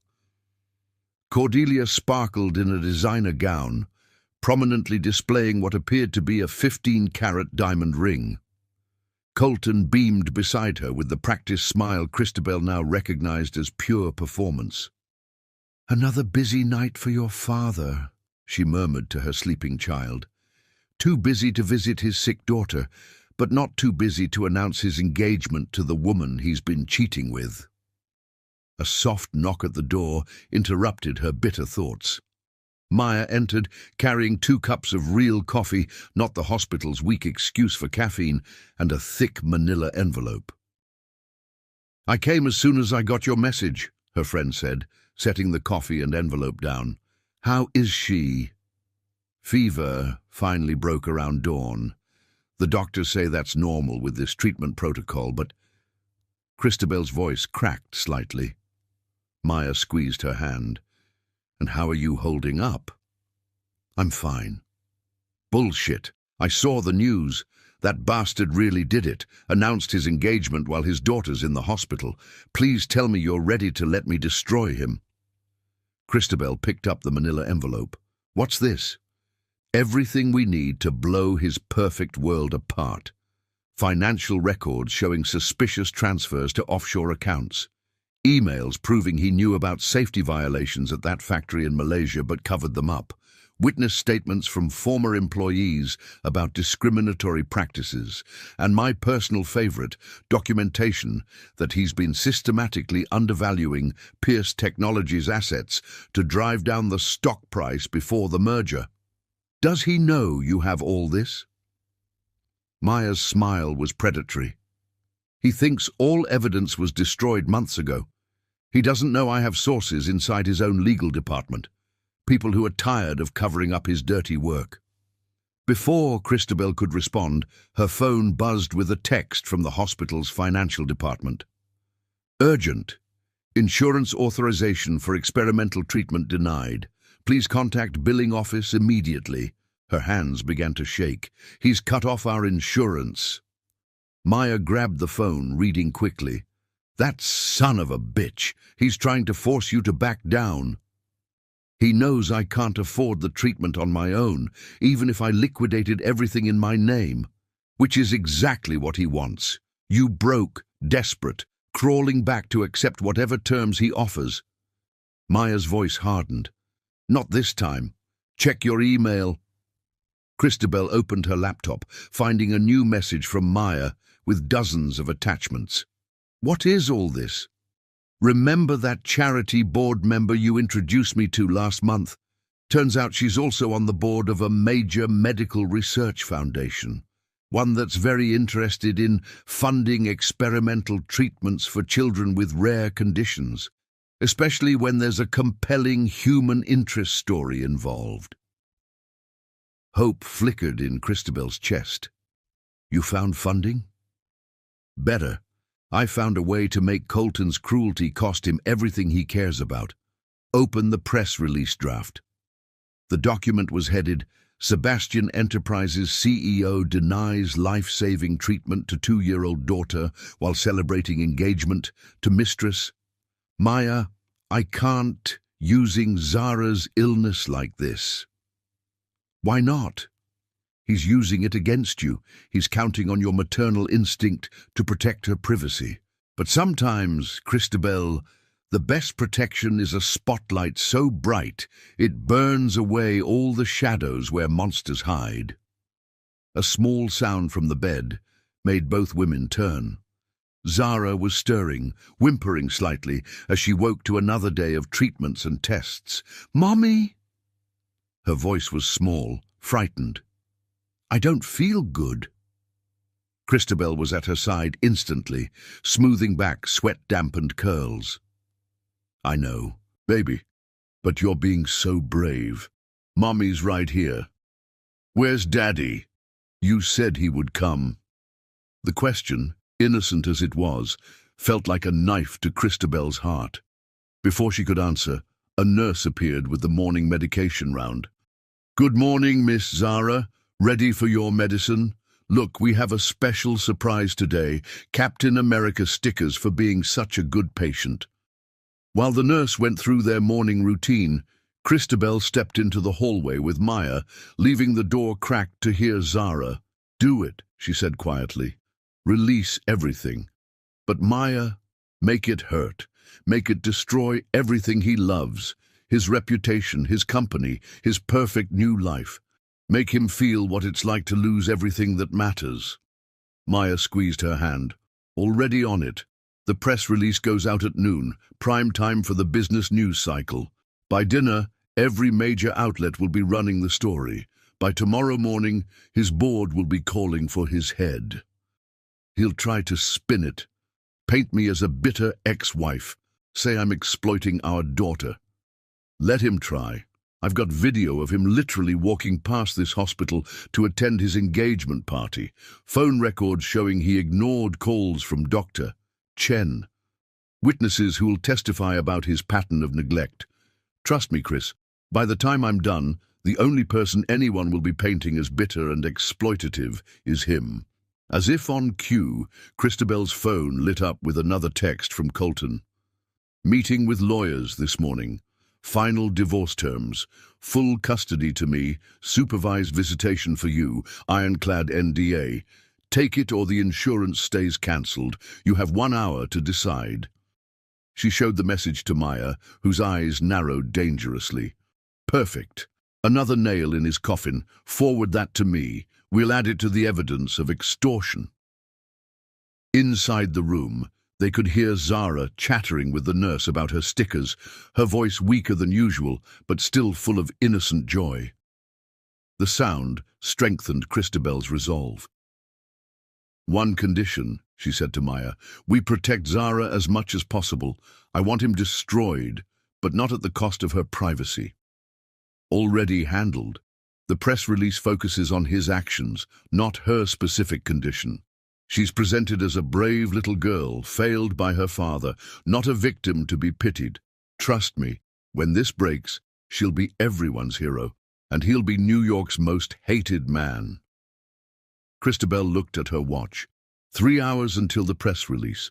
3 hours until she officially declared war on one of the most powerful men in Manhattan. Her phone buzzed again, this time with a message from Regina. "Baby girl, just saw the news about that man's engagement. Say the word and I'll be there in 20 minutes with your grandmother's lawyer and a baseball bat." Despite everything, Christabel smiled. Then she opened her banking app and began transferring everything she could access into accounts Colton couldn't touch. Let him play games with insurance. She had other plans. The nurse emerged from Zara's room. "She's asking for her father again," she said quietly. "Should I tell her?" "No," Christabel interrupted. "I'll handle it." She turned to Maya. "Release everything. Every document, every photo, every piece of evidence. But first..." She pulled up her own email and began composing a message to Sebastian Enterprises' entire board of directors. "What are you doing?" Maya asked, reading over her shoulder, giving them one chance to distance themselves from the blast radius. After noon, anyone still standing with Colton Sebastian goes down with him. She hit send, then walked back into her daughter's room. Zara had dozed off again, her Captain America stickers proudly displayed on the IV pole beside her bed. "Mummy's here, baby," she whispered, stroking Zara's cheek. "And I promise you, after today, no one will ever hurt you again." Her phone lit up with email responses from board members already, some outraged, some panicked, some clearly trying to save themselves. Let them scramble. Let them choose sides. In 3 hours, none of it would matter. Because in 3 hours, the world would learn exactly what kind of man Colton Sebastian really was. And more importantly, they'd learn what kind of woman he'd foolishly chosen to cross. Maya was already on her phone, coordinating with media contacts. Regina had texted again, this time with confirmation that Christabel's old office at the civil rights firm was still available if she needed it. Even Jenny, the child life specialist, seemed to sense something was happening. She appeared with extra art supplies and a knowing look. Outside the hospital windows, New York City sparkled in the morning sun, unaware that one of its most prominent power couples was about to implode spectacularly. Somewhere in that glittering landscape, Colton Sebastian was probably celebrating with his young fiancée, confident in his control over the situation. He had no idea that his perfectly orchestrated world was about to shatter. No idea that the woman he'd dismissed as a trophy wife had spent years preparing for this moment. No idea that his own arrogance had finally crafted the perfect weapon for his destruction. The machines monitoring Zara beeped steadily, marking time like a countdown. In less than 3 hours, the breaking point would become a point of no return. And Christabel Sebastian, the woman he'd tried to break, would rise from the ashes of his betrayal like an avenging angel. The war was about to begin. Chapter 9. The Plan. The headlines exploded across New York's media landscape like carefully placed bombs. Sebastian Enterprises, CEO abandons sick child for younger woman. New York Times, corporate titans family. Scandal, daughter fighting for life, while father celebrates new engagement. Wall Street Journal, heartless billionaire cuts off dying daughter's medical care. New York Post, the fall of Colton. Sebastian, a father's betrayal. Business Insider. Christabel sat in Zara's hospital room, watching the headlines roll across her laptop screen with grim satisfaction, each one hit with the precision of a sniper's bullet, systematically destroying the perfect image Colton had spent years crafting. Maya had orchestrated the media blitz perfectly. Every outlet had a different angle, but they all painted the same devastating picture. Her phone hadn't stopped buzzing since the story broke. Board members, society friends, business associates, everyone scrambling to either distance themselves from Colton or pledge their support to her. Even his most loyal allies were jumping ship, their self-preservation instincts stronger than any loyalty to their CEO. Mrs. Sebastian? A nurse appeared in the doorway. Dr. Chen wants to discuss Zara's latest results, and there are reporters in the lobby asking for comment. No comments, Christabel said firmly, and ensure security keeps them away from this floor. My daughter's treatment is not a media circus. But even as she said it, she knew the circus was necessary. Public outrage was the weapon she needed, and it was working. Sebastian Enterprises' stock had dropped 15% in the first hour of trading. In Dr. Chen's office, the news played silently on a wall-mounted TV. The doctor muted it as Christabel entered. "I assume you're behind this media storm," Dr. Chen said without preamble. "I want you to know, we've received calls from 3 different medical research foundations offering to fund Zara's treatment. Apparently, your story has touched some powerful people." Christabel allowed herself a small smile. Maya's connections had come through exactly as planned. And Zara's condition. The latest results are promising. The treatment protocol is working better than expected. She's a fighter, Mrs. Sebastian. "Like mother, like daughter," said a voice from the doorway. Regina Morgan stood there, her expression fierce with maternal pride. "Baby girl, you should see the chaos in the lobby. That man's perfect world is crumbling faster than a sandcastle in a hurricane." Back in Zara's room, Maya arrived with more ammunition. Pierce Technologies board just called an emergency session. Apparently they're not thrilled about their CEO's daughter being involved in a scandal that's tanking their merger partner's stock. How bad is the damage? Sebastian Enterprises is in freefall. The merger deal is dead, and we haven't even released the evidence about the offshore accounts yet. Maya's smile was predatory. "Wait until the SEC sees the timing of certain stock trades around the Pierce deal." A weak voice from the bed interrupted their plotting. "Mommy!" "Why are people saying mean things about Daddy on TV?" Christabel was at Zara's side instantly, smoothing back her curls. "Don't worry about that, baby. How are you feeling?" "Tired. But look, my numbers are better." Zara pointed proudly to the medical chart, where nurses tracked her progress with colorful stickers. "Dr. Chen says I'm being super brave." "You are brave, my love. The bravest girl in the world." While Regina took over entertaining Zara, Christabel stepped into the hallway with Maya to continue their discussion. "Colton's lawyers have been calling non-stop," Maya reported. "They're offering a new deal. Full medical coverage for Zara, generous alimony, shared custody. All you have to do is publicly retract the story and sign an NDA." "He still thinks this is about money," Christabel mused. "He doesn't understand what's really happening, does he?"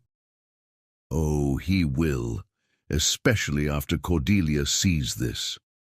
Maya handed over her tablet, showing an email chain that had been anonymously leaked to several gossip sites.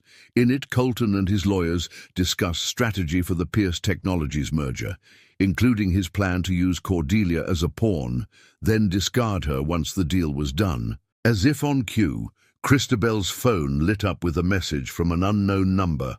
"This is Cordelia. We need to talk." They met in the hospital's private dining room. Neutral territory that would remind Cordelia exactly what she was involving herself in.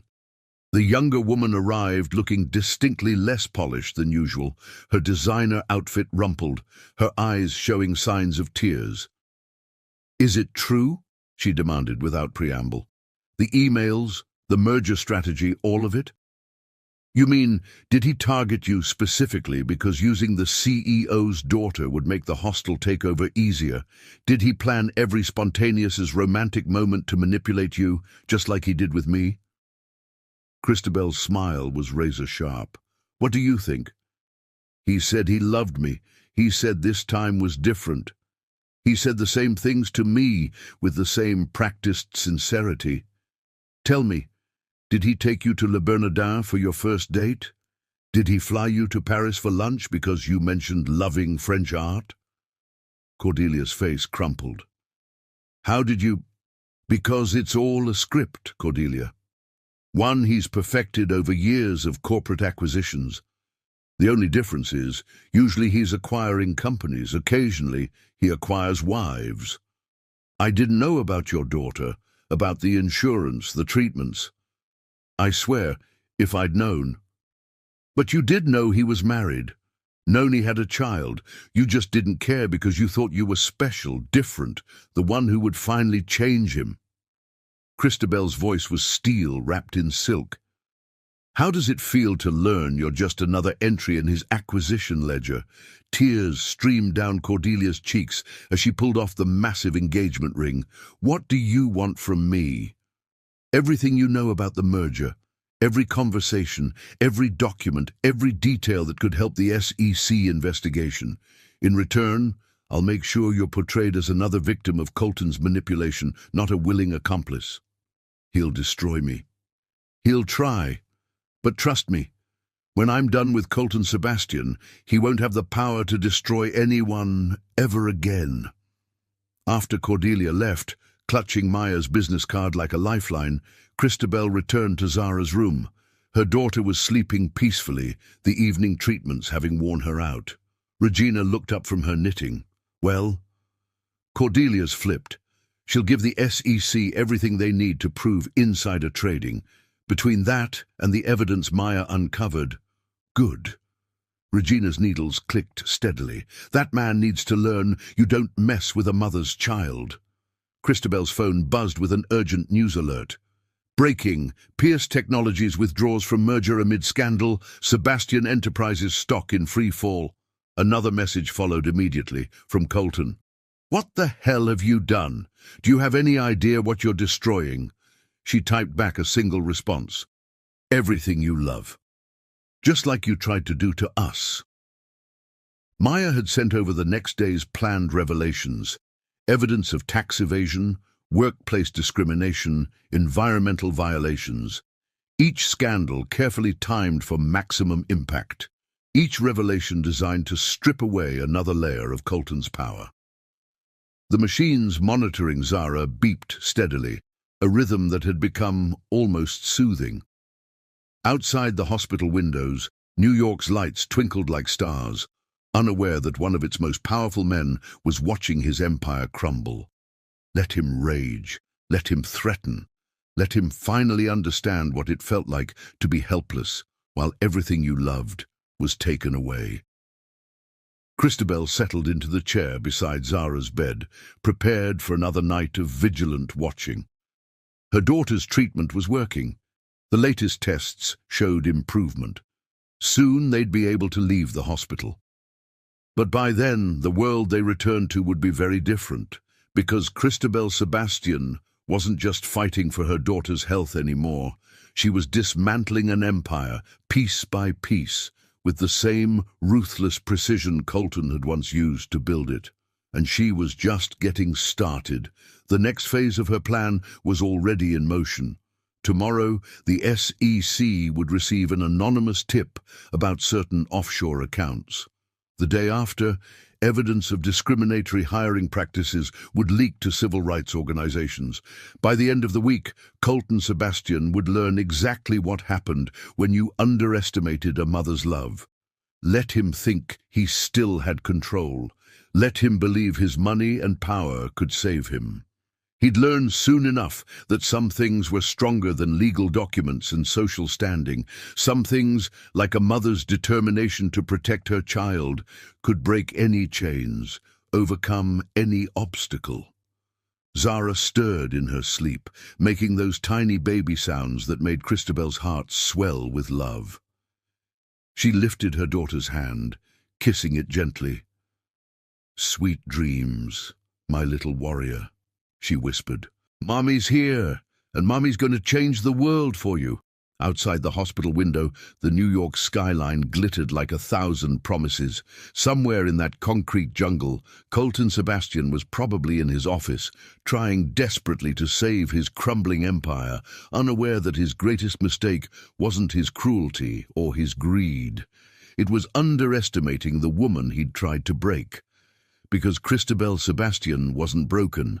She was reforged, stronger than ever, with a purpose that went beyond revenge. She was going to make sure no other woman fell for Colton's schemes, no other child suffered from his coldness. She was going to use his own weapons, money, power, influence, to build something better from the ashes of his empire. And she was going to make him watch every second of it. Chapter 10. The Web Titans. The SEC conference room was intimidatingly austere, all glass and steel with views of downtown Manhattan. Cordelia Pierce sat ramrod straight in her chair, her Chanel suit a stark contrast to the government investigator's practical attire. Her hands trembled slightly as she pushed forward a USB drive. "Everything's there," she said, her voice barely above a whisper. "Every email, every meeting recording, every document about the merger. Including," she glanced nervously at her lawyer, "including the private conversations about using my relationship with Colton to manipulate stock prices." Senior investigator James Martinez raised an eyebrow as he plugged in the drive. "You recorded your private conversations with Mr. Sebastian." "Christabel suggested I might want insurance," Cordelia replied. She was right. Across town at Memorial Sloan Kettering, Christabel watched the hospital room's TV as financial news networks exploded with breaking updates. Pierce Technologies, IRS cooperates with CEASE. Sebastian Enterprises faces multiple investigations. Wedding of the year becomes scandal of the decade. Maya burst into the room, her designer heels clicking rapidly across the floor. "It worked better than we hoped. Cordelia didn't just flip, she brought receipts. Literal receipts, Chris. She kept every dinner bill, every hotel invoice, every gift receipt. And she time-stamped everything against Sebastian Enterprises' stock movements. How bad is it for him? Bad enough that his own lawyers are probably shopping for immunity deals right now." Maya's smile was fierce. "But that's not even the best part. Guess what else was on Cordelia's phone?" Before she could answer, Regina entered with lunch for everyone. "Baby girl, you need to eat something. Can't fight dragons on an empty stomach." "In a minute, Mama." "Maya, what else did she have?" "Videos, dozens of them. Colton bragging about how he takes over companies, including some very interesting comments about using marriage as a corporate strategy. Apparently, he liked to show off for his young fiancée, explain his genius business methods." Christabel's laugh was cold. Of course he did. His ego always was his weakness. "Mrs. Sebastian," Dr. Chen appeared in the doorway. "Zara's latest test results are in. Would you like to discuss them?" The doctor's smile told her everything before she even saw the charts. The treatment was working. Her baby girl was getting stronger every day. "The Research Foundation is particularly interested in her case," Dr. Chen continued.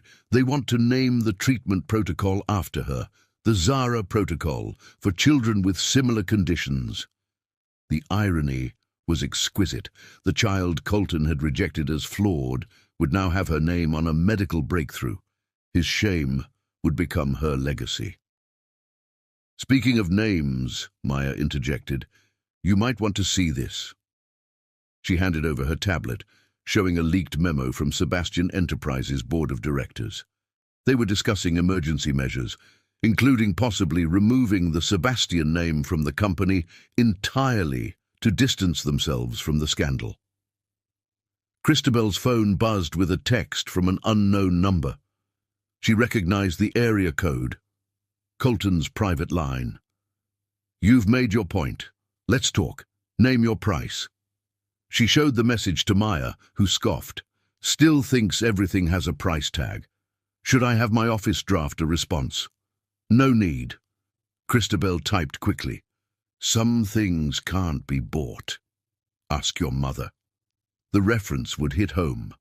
Colton's mother had been his first lesson in betrayal, abandoning him and his father for a wealthy European businessman. It was the root of his need to control, to acquire, to treat relationships like business deals.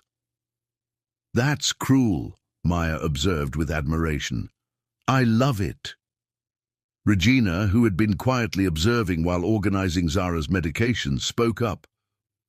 You know he won't take this lying down.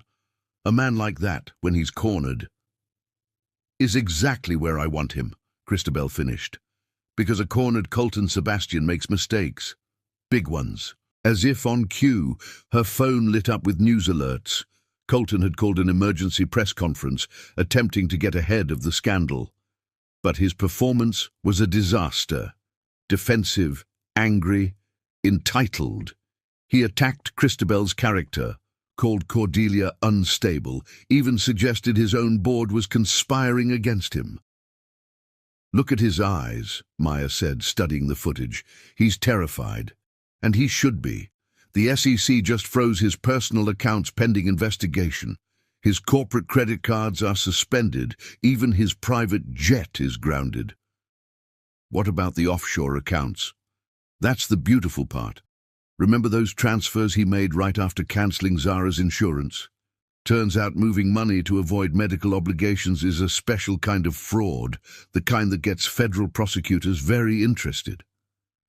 Zara stirred in her hospital bed, drawing Christabel's attention immediately. Mommy, can we go home soon? Soon, baby. The doctors say you're getting stronger every day. I heard the nurses talking. They said Daddy did bad things.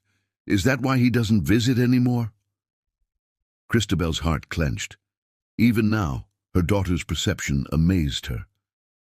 Sometimes grown-ups make choices that hurt other people, but you don't need to worry about that. Mommy's making sure no one can hurt us again. Maya waited until Zara had dozed off again before continuing their discussion. The next phase is ready. We've got whistleblowers from 3 different Sebastian subsidiaries ready to testify about environmental violations. The EPA is very interested. Release it, Christabel ordered. And Maya, make sure the evidence about the Malaysian factory leads back to Pierce Technologies. Let's see how Cordelia's father reacts when he realizes Colton was setting him up to take the fall for safety violations. The strategy was working perfectly. Each new revelation forced more allies to abandon Colton. Each betrayal pushed him closer to the edge, and tomorrow would bring the biggest blow yet. The trust fund documents are ready, Maya reported. Once we show how he's been embezzling from his own daughter's medical trust, his remaining supporters will run for the hills. Christabel smiled grimly. No one wants to back a man who steals from sick children. Regina shook her head in admiration. I taught you to be strong, baby girl, but this is art. I learned from the best, Mama. I watched how Colton destroyed his enemies for years. Now he gets to experience it himself. Her phone buzzed again. Another message from Colton. You have no idea what you're doing. I built this empire. I can burn it down just as easily. She showed the message to Maya, who laughed. He still thinks he's in control. Should we show him the video? Not yet. Let him make threats. Each one is more evidence for the restraining order. Outside the hospital windows, the sun was setting over Manhattan, painting the sky in shades of gold and crimson. Somewhere in that glittering cityscape, Colton Sebastian was watching his world burn, making desperate moves to save himself. Let him try. The web was too tight, the trap too perfect. Each struggle would only entangle him further. Christabel looked at her sleeping daughter, then at the army of women who had helped her execute this plan. Maya, with her legal brilliance, Regina with her unwavering strength, Even Cordelia, with her perfectly timed betrayal. Colton had spent his life underestimating women, seeing them as accessories or acquisitions. He was about to learn just how costly that mistake could be. The web was tightening, and the spider was done playing with her prey. Chapter 11. The Fall. The Four Seasons penthouse suite had been Colton Sebastian's favorite place to celebrate his victories. Now it would witness his greatest defeat. Christabel watched from across the opulent room as her husband, soon-to-be ex-husband, paced like a caged animal, his perfect facade cracking with each step. "You think you've won?" he snarled, running a hand through his usually immaculate hair. "You really think you can destroy everything I've built?" "I haven't destroyed anything, Colton," Christabel replied calmly. "You did that yourself. I'm just making sure everyone sees what you really are." She hadn't wanted this meeting, but Meyer insisted it was necessary. Let him see his downfall coming. Let him understand exactly how completely he'd lost control. "Mrs. Sebastian?" The hotel room's phone interrupted their standoff. "Federal agents are here with a warrant. Should I send them up?" "Yes, please do." Colton's face went from red to white. "What have you done?" "Nothing compared to what you did." She pulled out her phone, scrolling through documents. "Fraud, embezzlement, insider trading. And those are just the financial crimes. Shall we discuss the environmental violations, the discriminatory hiring practices, the mysterious accidents at your overseas factories? You can't prove any of that." "Actually, we can. Your perfect little replacement wife kept very detailed records. Did you really think Cordelia was just another naive socialite? She's been building a case against you since day one. Insurance against exactly this kind of situation." The door opened, admitting a team of FBI agents led by Senior Agent Thompson. They moved with practiced efficiency, securing the room's exits. "Mr. Sebastian," Thompson began formally, "we have a warrant for your arrest on multiple federal charges, including securities fraud and embezzlement from a medical trust fund." "This is ridiculous," Colton blustered. "Do you know who I am?" "Yes, sir. That's precisely why we're here." As the agents began reading him his rights, Christabel's phone buzzed with a message from Maya. "Turn on CNBC now." The suite's massive TV came to life showing breaking news. Sebastian Enterprises, board votes to remove CEO, criminal charges pending. The scrolling ticker told the rest of the story. Sebastian Enterprises, stock suspended from trading, multiple regulatory investigations launched, Pierce Technologies terminates merger, files lawsuit, board appoints interim CEO, major shareholders demand emergency meeting. "You're finished, Colton," Christabel said softly. "Your board has abandoned you. Your legal team is cooperating with prosecutors. Even your society friends are distancing themselves. No one wants to be associated with a man who stole from his sick child's trust fund." "That money was mine," he shouted, lunging forward only to be restrained by agents. "Everything was mine. You were nothing before me, just another ambitious lawyer from Detroit. I made you." "No," she corrected him calmly. "You tried to acquire me, like one of your corporate takeovers, but you forgot something crucial. Mothers are not merchandise. We can't be bought, sold, or discarded when something newer comes along." Her phone buzzed again, this time with a photo from Regina. Zara was sitting up in her hospital bed, coloring and smiling. Her latest test results showed the treatment was working better than anyone had hoped. "You know what the real irony is," Christabel continued, showing him the photo. "The daughter you rejected as flawed. Her case is revolutionizing treatment protocols. The Zara Protocol, they're calling it. Your perfect legacy won't be Sebastian Enterprises or your corporate empire. It will be the child you tried to erase." Something in Colton's face changed, a flash of genuine emotion breaking through his mask. For a moment she glimpsed the wounded little boy whose mother had abandoned him, who'd spent his life trying to control everything and everyone to prevent ever being hurt again. But any sympathy she might have felt vanished as she remembered all the pain he'd caused, all the lives he'd casually destroyed in his pursuit of power. "Mrs. Sebastian," Agent Thompson interrupted. "We'll need you to come downtown to make a formal statement." Of course, Maya has all the documentation ready, financial records, emails, recorded conversations, everything you need to make the charges stick. "You planned this," Colton realized, his voice hollow. "All of it. The media leaks, Cordelia's betrayal, the SEC investigation. You orchestrated everything." "I learned from the best," she replied. "You taught me how to destroy someone completely. The only difference is you did it for profit. I did it for love." As the agents led him away, Christabel noticed his usually perfect suit was wrinkled, his Italian leather shoes scuffed. The great Colton Sebastian, reduced to just another white-collar criminal being led away in handcuffs.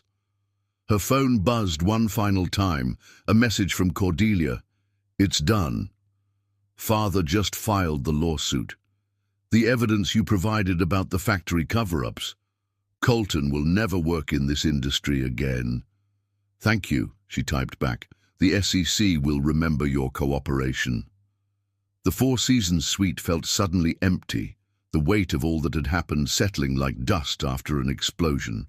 Christabel walked to the window, looking out over the city that had witnessed her transformation from naive society wife to avenging angel. Maya appeared in the doorway, designer briefcase bulging with documents. "Ready for Phase 2. The civil suits are prepared and the victims' families from the Malaysian factory are willing to testify." "No," Christabel said quietly. "We're done. But we could take everything. The penthouses, the Hamptons estate, the art collection. I don't want his things, Maya. I just wanted him to understand what it feels like to lose everything you love, to be helpless while your world crumbles." She turned from the window. "Now I want to focus on what really matters."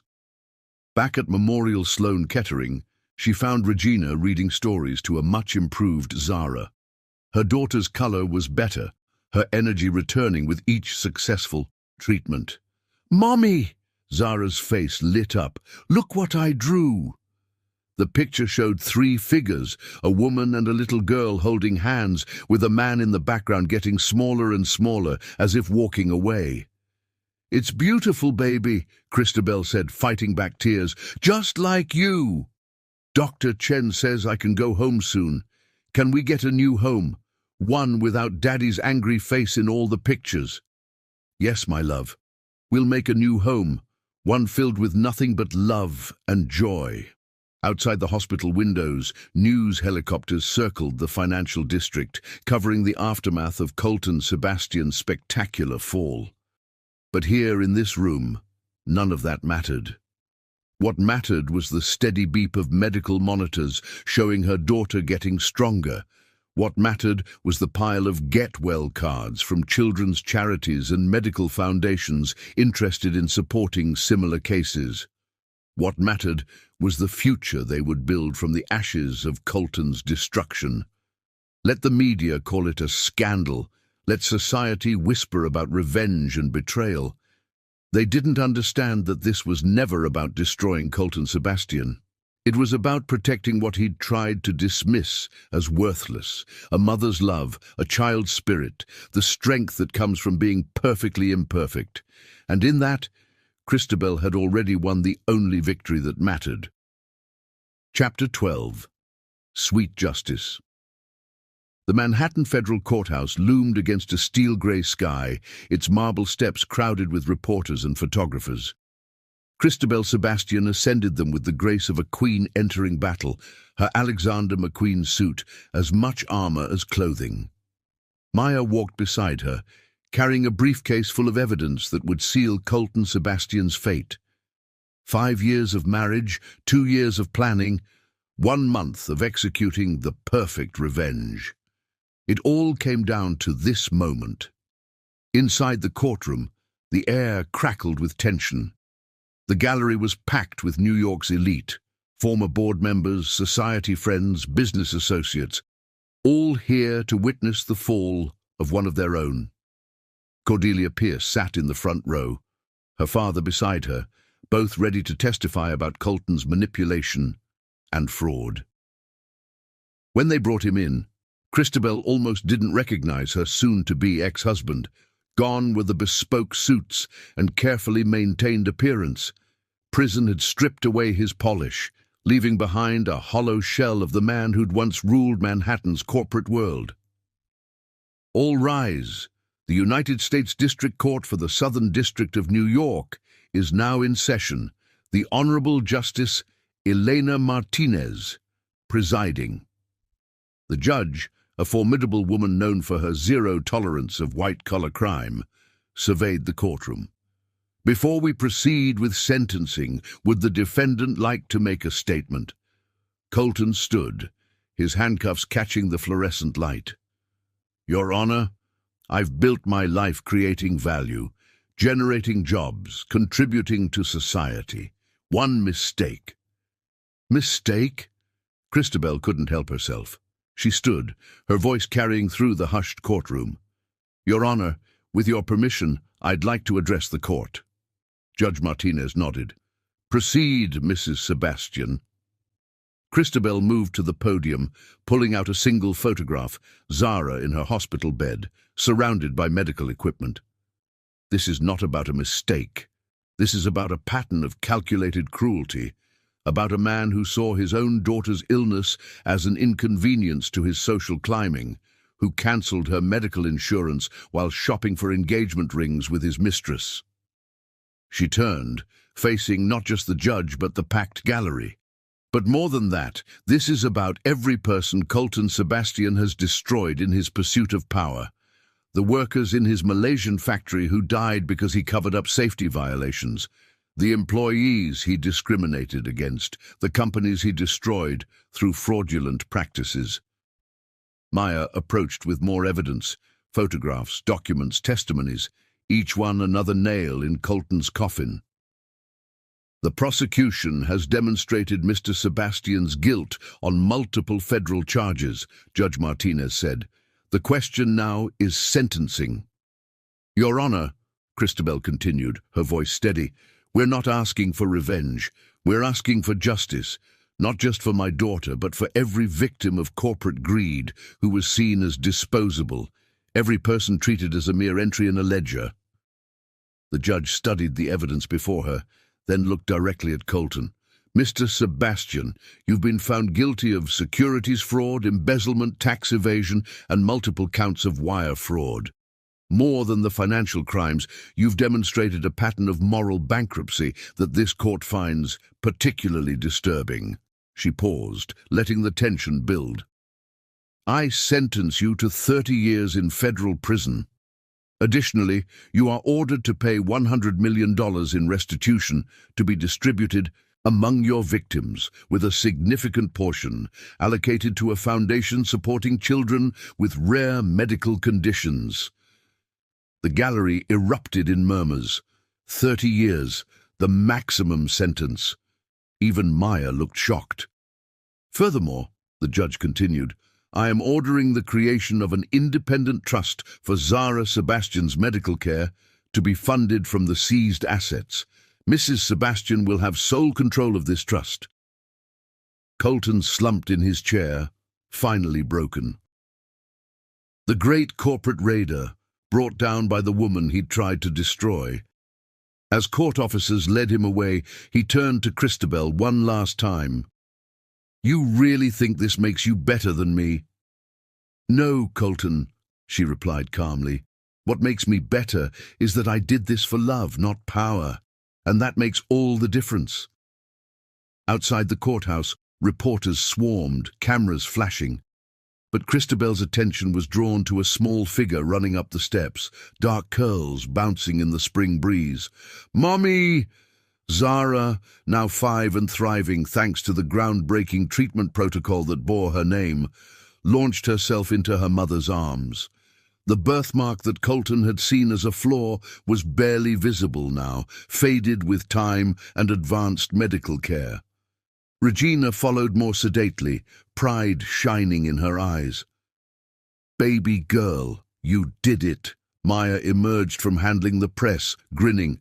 "The Zara Foundation is already getting donations. Your story has touched a lot of people, Chris. Major healthcare companies want to partner on research initiatives." "And Sebastian Enterprises?" Christabel asked, though she already knew the answer. "The board voted this morning. They're renaming it Phoenix Medical Technologies, with a focus on developing treatments for rare childhood conditions." Maya's smile widened. "They want you to head the charitable foundation division." Christabel looked at her daughter, then at the courthouse, where justice had finally been served. "I have a better idea." 6 months later, she stood in front of a different building, a state-of-the-art medical research facility in Harlem. The sign read, "Morgan Sebastian Center for Children's Medical Research," named in honor of both her mother's strength and her daughter's courage. Zara, dressed in a miniature lab coat for the opening ceremony, helped her cut the ribbon. Reporters called out questions about Colton, about revenge, about the dramatic fall of a corporate titan. But Christabel's focus was on the families entering the center. Parents holding sick children, their eyes filled with the same desperate hope she'd once felt. Each one would receive the care they needed, regardless of their ability to pay. "Mrs. Sebastian," a reporter called out, "any comment on reports that Colton Sebastian is appealing his sentence?" She smiled, pulling Zara close. "My comment is this. Sometimes what looks like an ending is really a beginning. Sometimes what seems like a flaw is really a gift. And sometimes the greatest victory isn't in destroying your enemies, but in building something beautiful from the ashes of their cruelty." That evening, as she tucked Zara into bed in their new brownstone home, warm, welcoming, and completely free of Colton's influence, her daughter asked a question. "Mommy, are you still angry at Daddy?" Christabel considered carefully. "No, baby, I'm grateful." "Grateful?" "Yes, because his mistakes taught me what real strength is, and his cruelty showed me what real love can overcome." She kissed her daughter's forehead, right on the faded birthmark that had started it all. Outside, the city lights twinkled like stars, but inside was all the warmth and love Colton's cold world had lacked. Let him plot his appeals from his prison cell. Let him rage against his fate. His time was over. This was their time. For healing, for building, for proving that the greatest revenge isn't in destroying what's wrong, but in creating something truly right. In her office at the medical center, a framed news article hung on the wall. "Phoenix Rising: How a Mother's Love Transformed Corporate Greed into Medical Hope." Below it sat a small plaque bearing words that had become her mantra. "Some marks are flaws only to those too blind to see their beauty. Some wounds become wings for those brave enough to fly. And some endings are really just beautiful beginnings in disguise. Subscribe if you liked."